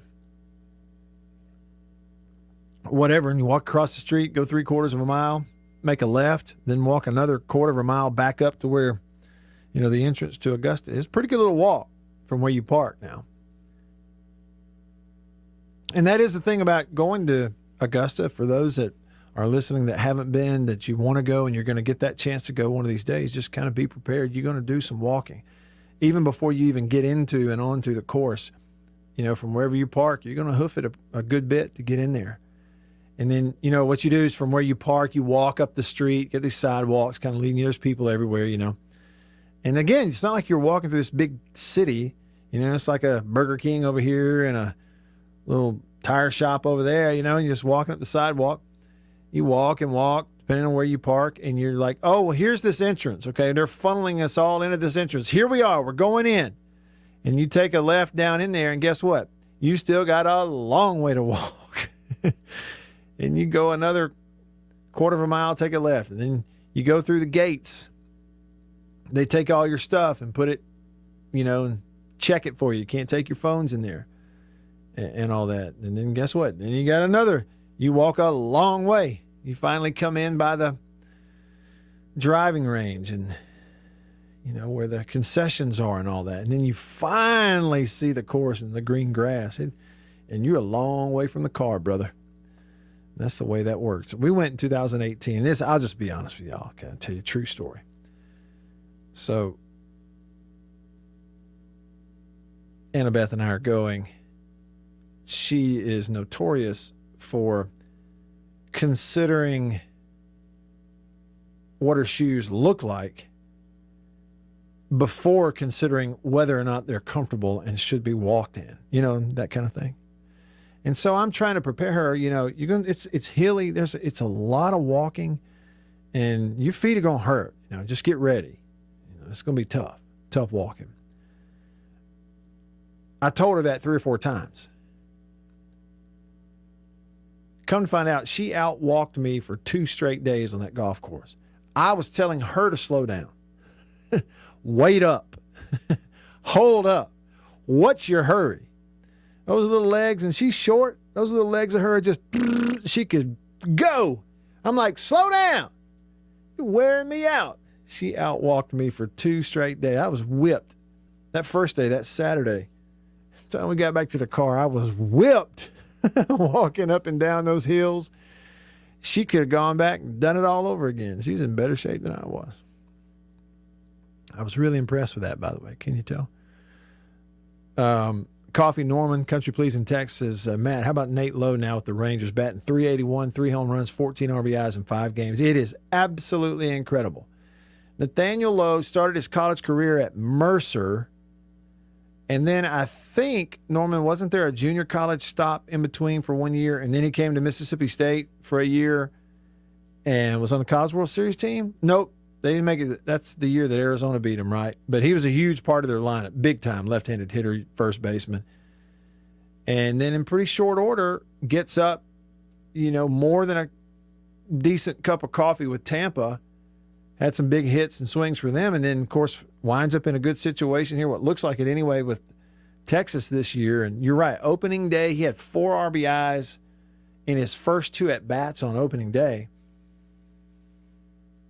And then 2 more RBIs the next day, 3 home runs. And he's one of those that there's a lot of college hitters that need to watch video of Nathaniel Lowe at bats, because you talk about controlling the bat and confidently I'm talking striping the baseball opposite field. And then it makes him so hard to pitch to. So they're like, well, if he's going to do that and I go away, we got to try to challenge him in. You come in, and what does he do? He turns on it, hits it out of the ballpark. You got so many of these college kids that they want to try to impress, guys and scouts at the next level with their exit velocities by turning on the baseball and pulling it all the time. And what do? Everybody just pitches you away, and you try to pull it, and you hit weak little ground balls that you beat it into the dirt, and the second baseman gobbles it up and throws you out, and he could do it with one eye closed and a hand behind his back. And if you just go up to the plate saying, look, middle away, the guy's throwing max 92, max, and a lot of these at-bats, think middle away. A deal where hands are in front, barrels, the barrel's back. You're thinking middle away. Your approach is middle away. That's what I want. I want to hit it hard, middle away, knowing I got the bat speed to catch up and turn on it if they come inside. I don't know why. I mean, it's real easy. Hitting the baseball is real easy. Can't you tell? All right, let's go. Rapid fire here on the phone line. First up, our first call of the Casserole Hour goes to Thibodeau on the Davini Equipment phone line. What's up, Thibodeau? Hey. Hey. So yesterday we had a big conversation back and forth with a lot of people texting in about Up Jump the Boogie. Yeah. And look, JB, look at what he's doing. He found it. Queuing it right on up. So here's the deal. Everybody thought it was Kid Rock. You very politely explained that it was not. And I think a lot of people forget something. Rappers of all kinds love to sample things from the past. And a lot of people think it's lazy. I think they're just, the culture is we're going to pay homage to the people that did it before us. Yeah. Right. And that's what Kid Rock was doing in his first ever hit in the late 90s, Bob with the Bob.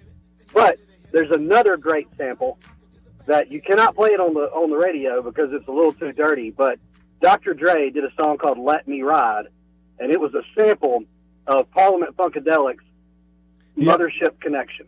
Yep. And if you've never had the pleasure of hearing Mothership Connection or watching a live video of it, do it. Yeah. Such a fantastic song, and then it makes that rap song by Dr. Dre so much better. Because, dude, there's a lot of musical genres that I just dig really deep into, and one of them is hip-hop. I'm like you. I grew up watching Rap City and, listening to it, and, I don't go past about Outkast in the early 2000s. I kind of leave it there because I'm not really impressed with new stuff that's coming out. Right. But look, all these projects and stuff I do around my house and working in yards and stuff, there's a lot of times I will put on 90s hip-hop Pandora and just get after it. I bet you do. Yeah, I'll tell you what, Thibodeau, I really wanted some of those. I really wanted a pair of those Kumo D sunglasses that kind of wrap around your whole head, Yeah. I really wanted Hey, some of those. before I get off of here, let me tell you what Magnolia Lawn Keepers just did, and I feel really bad about it. I just finished up mowing a yard that hasn't been touched by a mower in probably 6 weeks, so it's just out of control. So you smell like onions. Oh yeah, no, I smell good. I smell like I just got through prepping a bunch of Trinity and Mirepoix for a gumbo or a red beans. Yeah. But so I'm mowing along, and I turn, and I make my pass, and I'm coming back down, and I look over in the road that I just cut. Man, I killed a king snake, and I feel terrible. Because the king snake helps us out a lot. Well, yeah, it does. But how are you supposed to know he's down there? It's kind of halfway his responsibility to get out of the way. You know, I mean. Oh well, look, I was doing plenty of vibrating with that mower running. Yeah. He could have gotten out of the way. That's right. But I looked down, and that coiled up speckled king snake was just sitting there all cut up, and I was like, man, dadgummit, that dude helps us out so much. I wish he'd have gotten out of the way. Yeah. Mm-hmm. Well, let me just tell you what, his cousin better not crawl out in front of me, because I'm kill it too. And I know that's a point of controversy on this show, but I'm gonna kill all snakes, all of them. And Jason in Flagstaff is coming up in a minute, and right now he's hanging on the phone line with a red face. Just the fact that I mentioned that, Thibodeau. So y'all would get along real well. Well, go get him. Thanks, Thibodeau. Appreciate the call. King snake, but it was an accident. Louvier is up next. Louvier, what's happening? Well, good afternoon, gentlemen and Ghost Saints. So the azaleas are blooming in Augusta, and the golfers are there, and the pecan trees in Utica are blooming, I promise you. And so spring is here, and the world feels a lot more normal, or at least it feels like it's about to get a little more normal, which is a good thing. You were talking about your wife out walking you at the Masters. I've never been to the Masters. I'm happy it's Masters week. My brother's been there. He said it's a lot of walking. I met my wife when I first started dating. She was one of those dancing girls in the Mardi Gras parades. And in Metairie, it's 8.1 miles. And you got to stand next to them girls, and they go back and forth and dance and do kick and all these formations and practice. And all you got to do is walk, say, get back, push back. And let me tell you, dude, that was 2 weeks of proving myself, because those girls could walk. Just saying. Mm-hmm. Love your show. Mean it. Go Saints. Thanks, Louvier. Ted, they'll surprise you. You think, oh, well, I'm the athlete. She got short legs. She's going to have a hard time on these hills. Nope. She had no trouble. It was me that had a hard time. Jason in Flagstaff, the aforementioned, hanging on the Davini Equipment phone line. What's up, Jason? Nothing much, man. You've got a little thing going there. How do you not know the difference between lima beans and butter beans? Well, look, my thing is, I know we're supposed to know the difference, but they all are kind of in the same family. They're like so closely related, and I just believe we ought to call them all butter beans. Well, you can't do that, because then Mama will slap you in the back of the head, because it takes her all day to cook butter beans. It takes her half an hour to fix lima beans. Hey, that is a good point. You don't cook them as long, do you? That is a good point. Nope. Yeah, okay. Well. And on the snake thing, no, go ahead and kill what you want. Just keep in mind that every so many you kill that will be replaced by a different one. So a mean one? Is that what you're saying? Possibly, it might be. It might be something different. Who knows? Mm-hmm. Have at it. Here you Y'all go. have a good one. All right, you too. Thank you. Yeah, okay. So Jason is saying if you kill the good snakes, you're going to have some of the bad ones show back up. And he may be right. He probably is right. I think he's right about the lima bean thing, too. Okay. Hey, tell me this. What could this have been? I'm not a connoisseur by any stretch. There used to be this catfish restaurant kind of out in the middle of nowhere between Prattville and Elmore, Alabama, just north of Montgomery. Little hole in the wall place, side of the road. It was really good. Okay, a lot of people went there because the food was really good. And the way they would tide you over, you go in there, you'd order your fish, and the way they would tide you over is basically like that. You know, everybody gets the same appetizer because they would bring you this little pot of, it's like white beans. Have a little ham in it or some, you know, to flavor. It's like, what kind of beans are those? And what was that? Because it was worth going, back when I was a kid, it was worth going there just for that before you'd even get the catfish. What would that have been? Anybody know? And speaking of free things, they just kind of tied you over.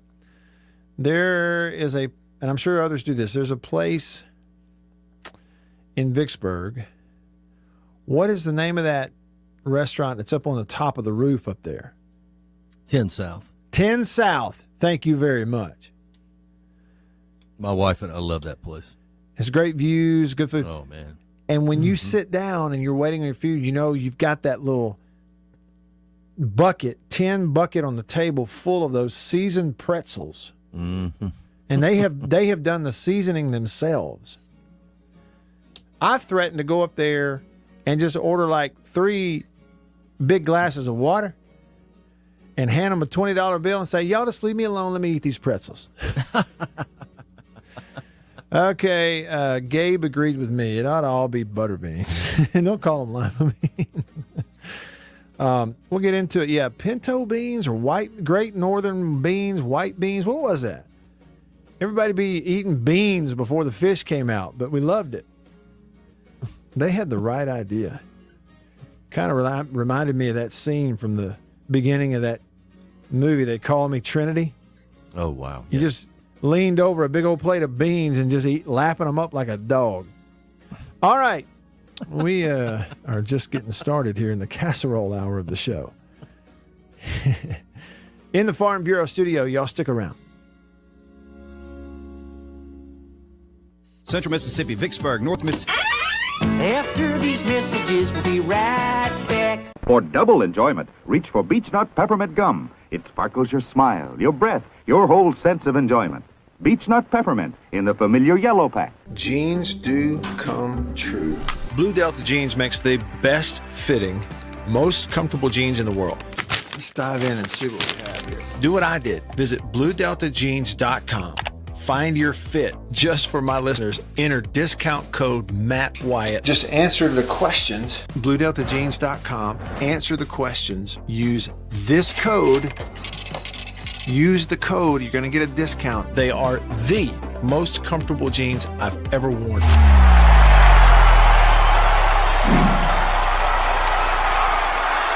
Farm Bureau Insurance stands ready to provide financial relief to our communities in this time of crisis. This includes a one-time credit to all personal auto policyholders, a donation of $500,000 to the Mississippi Food Network, and additional payment options for those hit the hardest, all while continuing to service customer claims as well. But this is the time to go above and beyond. These are a few ways we're keeping the Farm Bureau promise. To learn more, talk to your agent or visit us online. Go with the home team.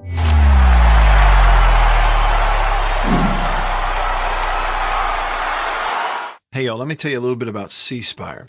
New stuff in 2021, including 5G coverage. If you go to their website right now, cspire.com, you're going to see their no bull, which, by the way, I love the Super Bowl ad with the slow motion bull. You're going to see that on the website. But look, they're right. There's been a lot of bull over the years in your wireless bill, depending on if, who you were with. And my experience with C Spire is just like they say, there's no bull. I know what it's going to cost me each month. I know what my coverage is the number one coverage in Mississippi, period, the number one network. And they've got 5G phones that are 5G ready. Now, I have the new iPhone 12 Pro Max, got it at C Spire, went and did curbside at my local C Spire location and did the exchange where I traded in my old one, got the new one, and it's 5G capable. And we've got 5G coverage in parts of Mississippi, and it's just growing by the day.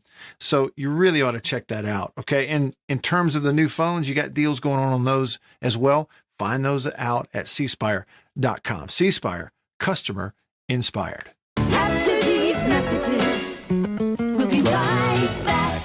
Every farmer understands their farm can't thrive without some good partners like sun, soil, and rain. And farmers in North Mississippi also rely on another important partner, Mississippi Land Bank, because land and farm financing are Mississippi Land Bank's primary focus. We've grown alongside these farmers' crops for more than 100 years. We understand what a farmer needs, and we know the lay of the land in North Mississippi, and that's where I stand. A lot of people in the equipment world, things kind of go in trends, I guess, if you want to say it. So kind of the first big thing that we look at when we start evaluating our business is going to be our turf equipment. That's kind of the first big push, because once the water dries up and the grass starts growing, this is what everybody's looking to get. We carry the new Wright stand-up mower. Doesn't look like much, but this thing is, and it costs just as much as zero turn. Not a cheap unit at all. I mean, if you go out there and look at that zero turn, this thing right here, I mean, it's got all your components from your big pumps to your commercial engine to your large steel deck. And these guys were the first ones to make the standard mower. Better buy Bird's Eye. Better buy, better buy, better buy Bird's Eye. Yes, always look for this Bird's Eye Bird, your guarantee of top quality frozen food. And your big Bird's Eye buy this week is Bird's Eye Orange Juice. Easy, you can serve it in a minute. Thrifty, it will save you money. Orchard fresh and delicious. Better buy Bird's Eye. Better buy, better buy, better buy Bird's Eye. Now, if you know your oats and want to feel your oats and taste how good an oat cereal can be, well, you'll go for Cheerios. Great way to start the day with really great eating. That's Cheerios, one of the few foods made from oats. The tasty cereal grain everyone should have at breakfast. Crisp and golden as only a toasted oat cereal can be. And nourishing? Why, a Cheerios breakfast gives you the power protein that grown-ups need to help stay in trim and youngsters need to grow on. Toasted oat goodness, toasted oat flavor, a delicious power breakfast. That's Cheerios.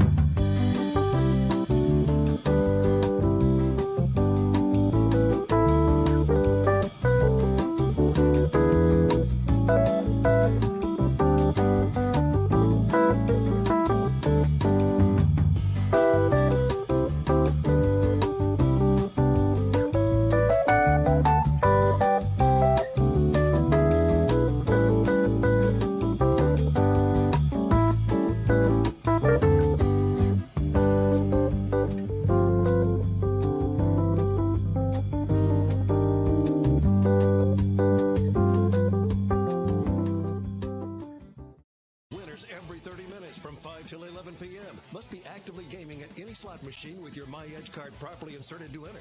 The Spring Fever Hot Seat. Only at Waterview Casino in Vicksburg. Must be 21.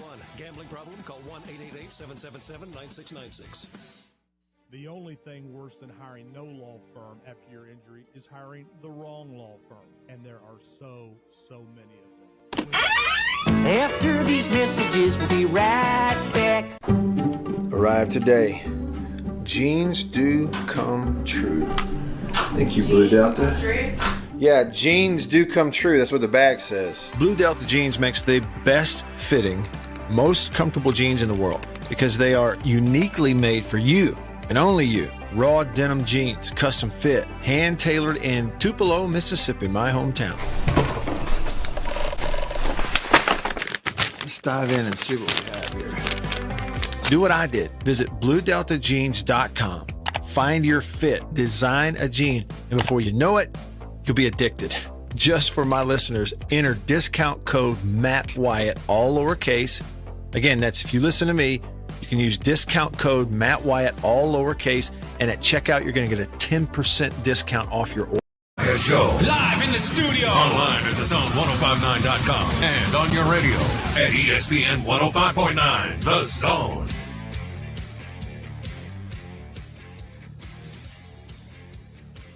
Back with you. A lot to get to. Start out here on the Country Pleasin' text line. Country Pleasin' sausage on grocery store shelves throughout the Southeast. Buddy of mine, Kevin, texted me today and said, I walked up in the grocery store and said, Country Pleasin', please. And they kind of looked at me funny. Well, I'd say literally do it. I guarantee you they had it in there.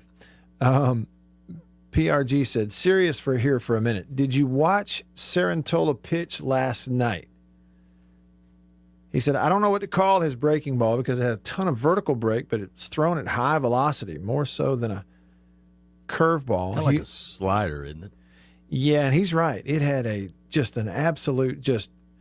had 12-6 action, like a 12-6 breaking ball that a lot of people will throw. That what's that normal speed? 75 to 82. Well, maybe? yeah, and because 70s, 80s when they throw that 12-6 breaking ball, and because it doesn't have much velocity, it has an entirely different arc and trajectory.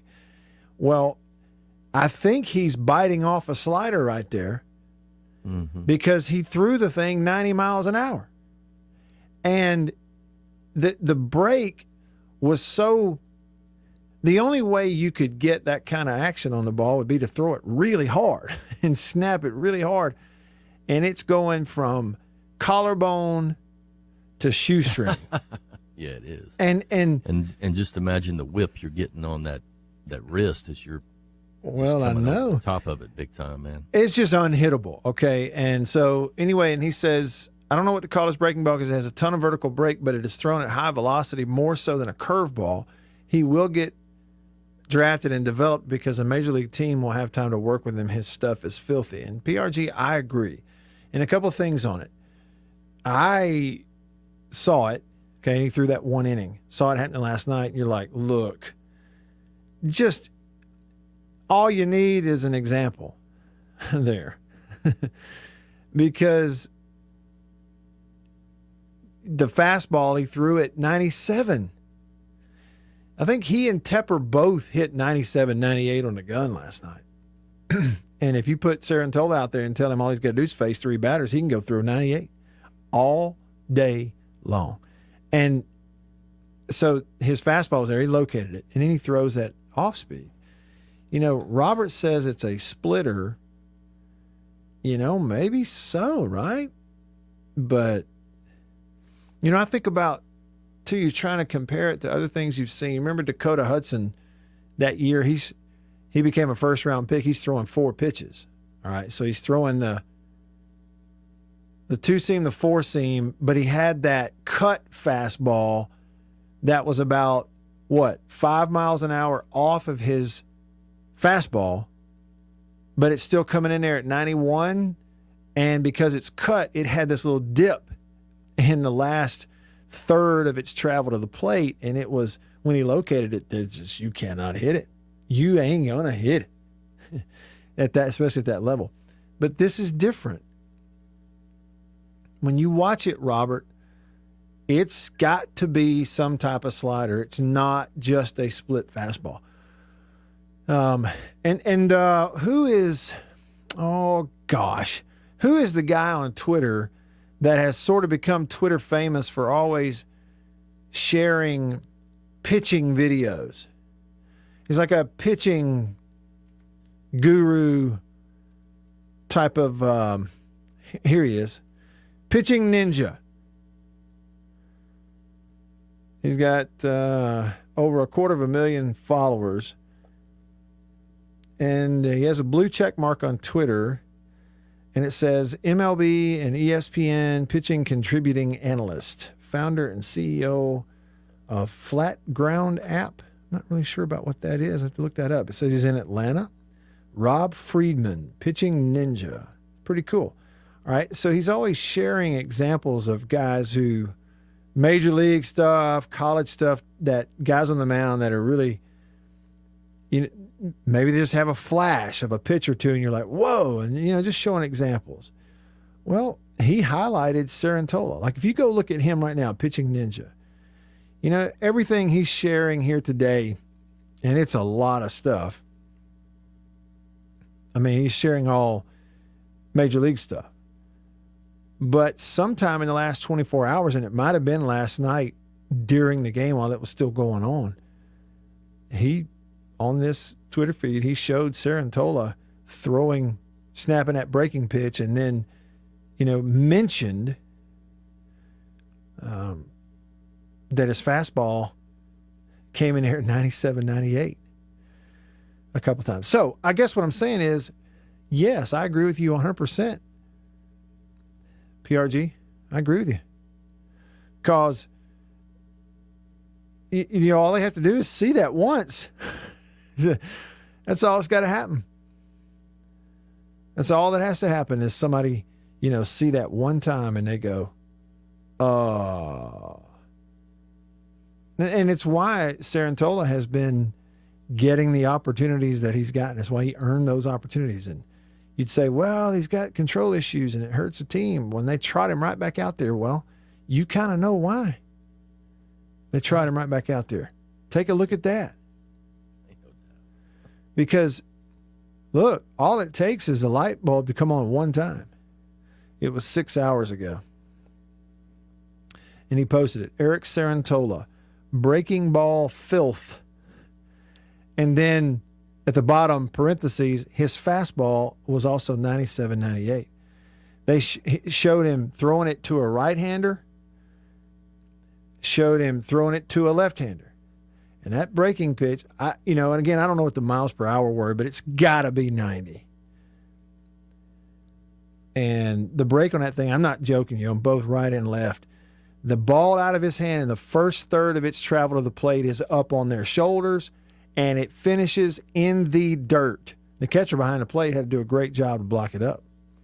So you look at that with that velocity and that fastball and that live arm, there's no wonder they give him opportunities. They're still going to give him opportunities. And I just am telling you, I have a feeling you know how baseball works. And you've seen it before. There is going to be a late season outing for Eric Cerantola. It'll probably be like in about, the first round of the SEC tournament. And he's going to absolutely light everybody up. Somebody's going to come along and draft that sucker in about the third or fourth round. And in about 5 years from now, he's going to be somebody's opening day. I'm telling you, he has that kind of capability. All right. We'll wrap it up with you next, and I'll get to all your texts, a whole bunch of them, too. Good stuff coming up. Stick around.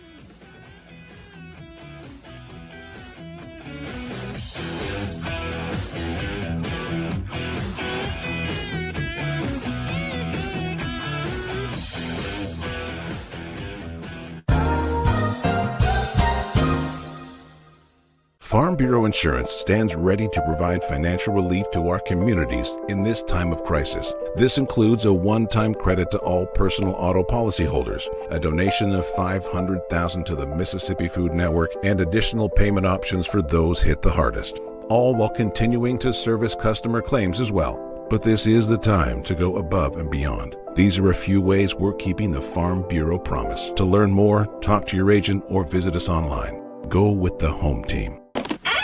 After these messages, we'll be right back.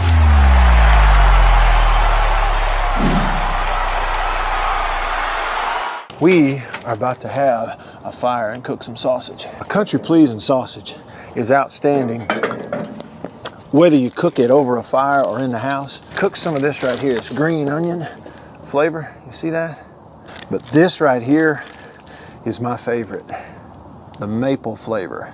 And this is great for breakfast. It's awesome cooking it in the house because it makes the whole house smell good. Oh yeah. Let's eat country pleasing sausage, the best, hands down. If you go to countrypleasing.com, you can actually order this and deliver it to your house. Country pleasing sausage, hands down, the best. Trust me. Divinity Equipment, Spring Ridge Road in Jackson, Highway 51 in Madison. Hey, y'all, let me tell you a little bit about C Spire. New stuff in 2021, including 5G coverage. If you go to their website right now, cspire.com, you're going to see their no bull, which, by the way, I love the Super Bowl ad with the slow motion bull. You're going to see that on the website. But look, they're right. There's been a lot of bull over the years in your wireless bill, depending on if you know who you were with. And my experience with C Spire is just like they say, there's no bull. I know what it's going to cost me each month. I know what my coverage is the number one coverage in Mississippi, period, the number one network. And they've got 5G phones that are 5G ready. Now, I have the new iPhone 12 Pro Max, got it at C Spire, went and did curbside at my local C Spire location and did the exchange where I traded in my old one, got the new one, and it's 5G capable. And we've got 5G coverage in parts of Mississippi, and it's just growing by the day. So you really ought to check that out. Okay. And in terms of the new phones, you got deals going on those as well. Find those out at cspire.com. C Spire, customer inspired. After these messages, we'll be right back. Jeans do come true. Blue Delta Jeans makes the best fitting, most comfortable jeans in the world because they are uniquely made for you and only you. Let's dive in and see what we have here. Do what I did. Visit BlueDeltaJeans.com. Find your fit, design a jean, and before you know it, you'll be addicted. Just for my listeners, enter discount code Matt Wyatt, all lowercase, BlueDeltaJeans.com. I just entered, what I knew about myself. I just answered the questions, and here they are. Nice. Yeah, Blue Delta. Just answered the questions, and they fit absolutely perfectly. They couldn't fit better. So just go online, BlueDeltaJeans.com, answer the questions, use this code. Use the code, you're going to get a discount. They are the most comfortable jeans I've ever worn, and I know that you are going to love them too.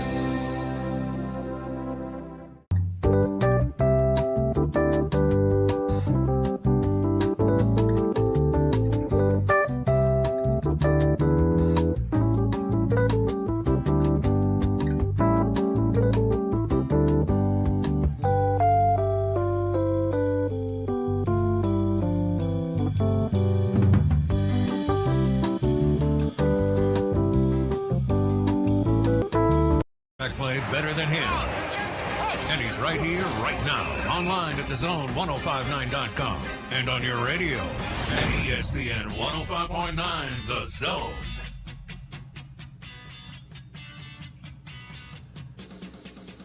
Back with you, all set to talk Masters here in just a bit. My buddy Don Williams.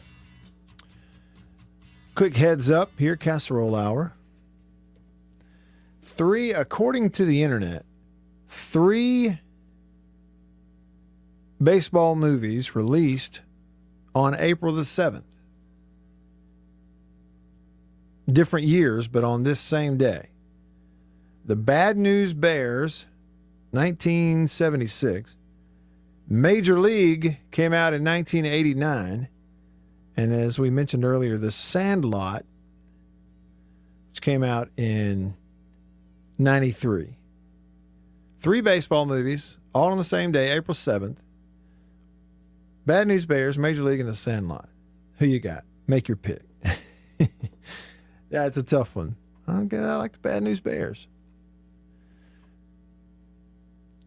But that's not the subject of the day, and it hasn't been the subject of the day. And all of our guests today have talked Masters, including one in the studio, the homecoming queen, earlier, reminiscing about Masters trips in the past, making a few picks, and someone who has seen and been to and near and around many more Masters tournaments than I think probably you and I put together.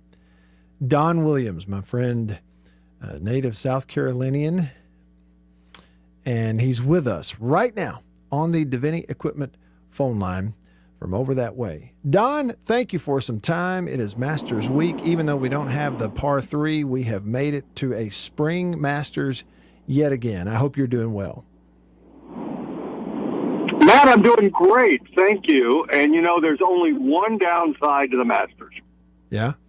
And there's 2. I've always lamented the fact that it's the same time as the beginning of baseball season because I miss, the first 10 games of the year because I'm so wrapped up in Masters coverage and preparation.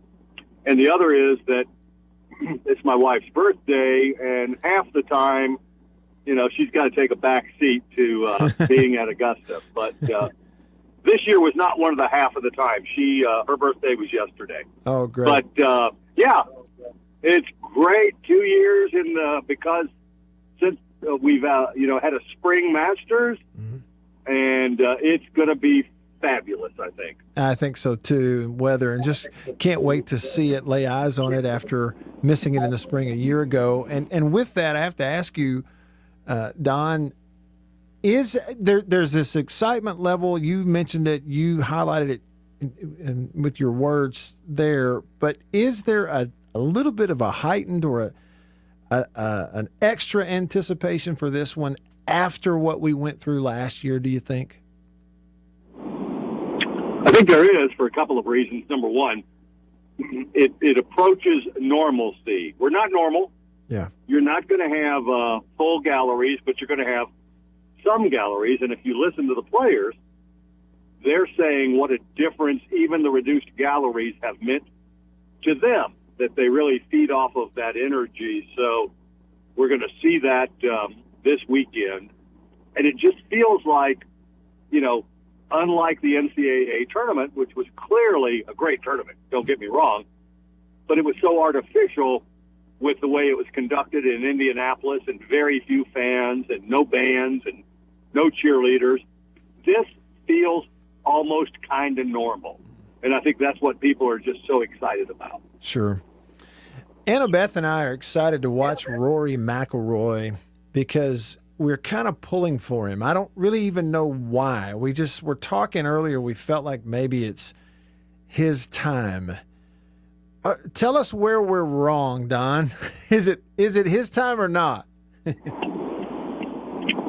Well, let me say, first of all, I think that everybody pulls for Rory McIlroy because the inside scoop is that he is one of the most engaging, intelligent, real human beings on the PGA Tour. And you take that with a grain of salt or you take it for granted because their lives are so different than yours and mine in so many different ways. And to be able to remain real can be a challenge for those guys.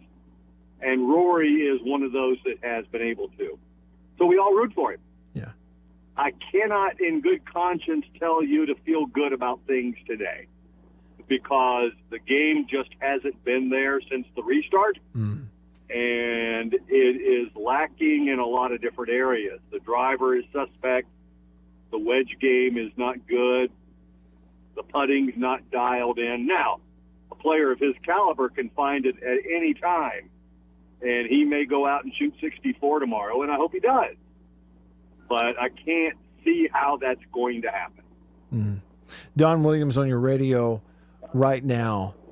I know that you have a name at the tip of your tongue or two, Don, that if for me or anyone, even those of us who are golf novices that are going to tune into the Masters, that you think, hey, you might need to memorize this name and who it is and become familiar because they are playing good golf coming in. Who would those be?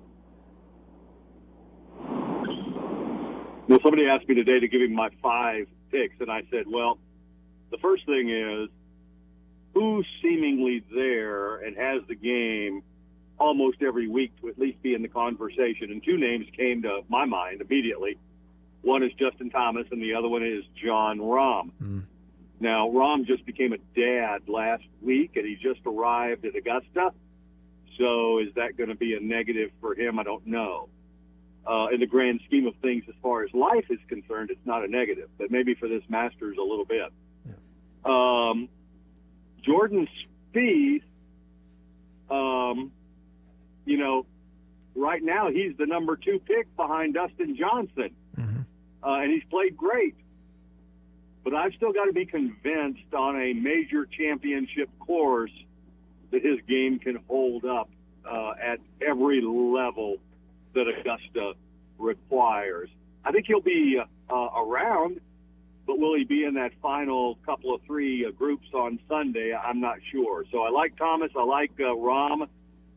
You're always going to expect Dustin to do well, but Dustin can shoot 62 and then he can shoot 78. Mm-hmm. So we'll just kind of have to see where he is. So if you want a name that's not immediately, and I'm not going to go down to number 75 in the world golf rankings to find a name for you, not going to go very far at all. But Xander Schauffele, I think, is a guy that certainly should contend and should be in position, and it may be his time. Don, have you had a chance to peek ahead at the weather that they expect to have for the week? Yeah, it's going to be, well, right now, if the tournament had been held the last 4 days, it's going to be it would have been among the firmest and fastest it's ever been. I mean, it is absolutely lightning out there. We've had no rain in 2 to 3 weeks. And it's the way Augusta National likes their golf course to play, which makes it really, really difficult. Unfortunately, there is a chance, which is typical in the spring in the South, for pop-up thunderstorms on Friday and Saturday. They're scattered, so it could be you get hit and you get a monsoon, or they miss you. So it'll be interesting to follow that. We hope I hope they stay dry. Yeah. But there's a pretty good chance that they're going to get at least 1 or 2 of those thunderstorms. Also, there's going to be wind. It's windy today. There's going to be some wind, according to the forecast, every day except Friday. So, and that makes the golf course play, as you know, Matt, very, very difficult. Sure. Right now, if they played a competition day today, it would really be tough. The combination of fast fairways, fast greens, and wind makes it a very difficult golf course. Don, with about a minute and a half left here, just real quick, I'm wondering, in your evaluation, watching it all these years, when those pop-up storms do come in and you have a stop and a start or a delay and a start, does that in any way benefit the older guys, the more experienced players at an event like that, on a course like that? Does it benefit to have that experience of playing and been through that more often? Well, I don't think there's any question. Experience always pays off at this golf course. You usually have one guy on the leaderboard that's kind of like when Danny Willett won, when Spieth self-destructed a few years ago. You usually have one guy like that who just pops up. Last year with Cameron Smith. You'll have somebody like that. I don't know who it'll be. But certainly the veterans have the experience. This is an experienced golf course. Because this golf course is a second-shot golf course, it really depends upon your approach shots, and you've got to hit them to certain places, and you've got to know where to be. And you need to know how the golf course changes when it gets one of those storms, because it will change. Sure. Don, it's such a treat to get to talk to you. I look forward to this every year. And azaleas in bloom and guys hitting it around Augusta National. Gorgeous. Listen, thank you so much. It's gorgeous right now. All right, Matt, we'll talk to you tomorrow. All right, talk to you tomorrow. Thanks. Looking forward to it. That's Don Williams. He's been to a bunch of these. Azaleas in bloom, going to have some sunshine on Thursday. Masters 2021. For JB, I'm Matt. We'll see y'all tomorrow. See you.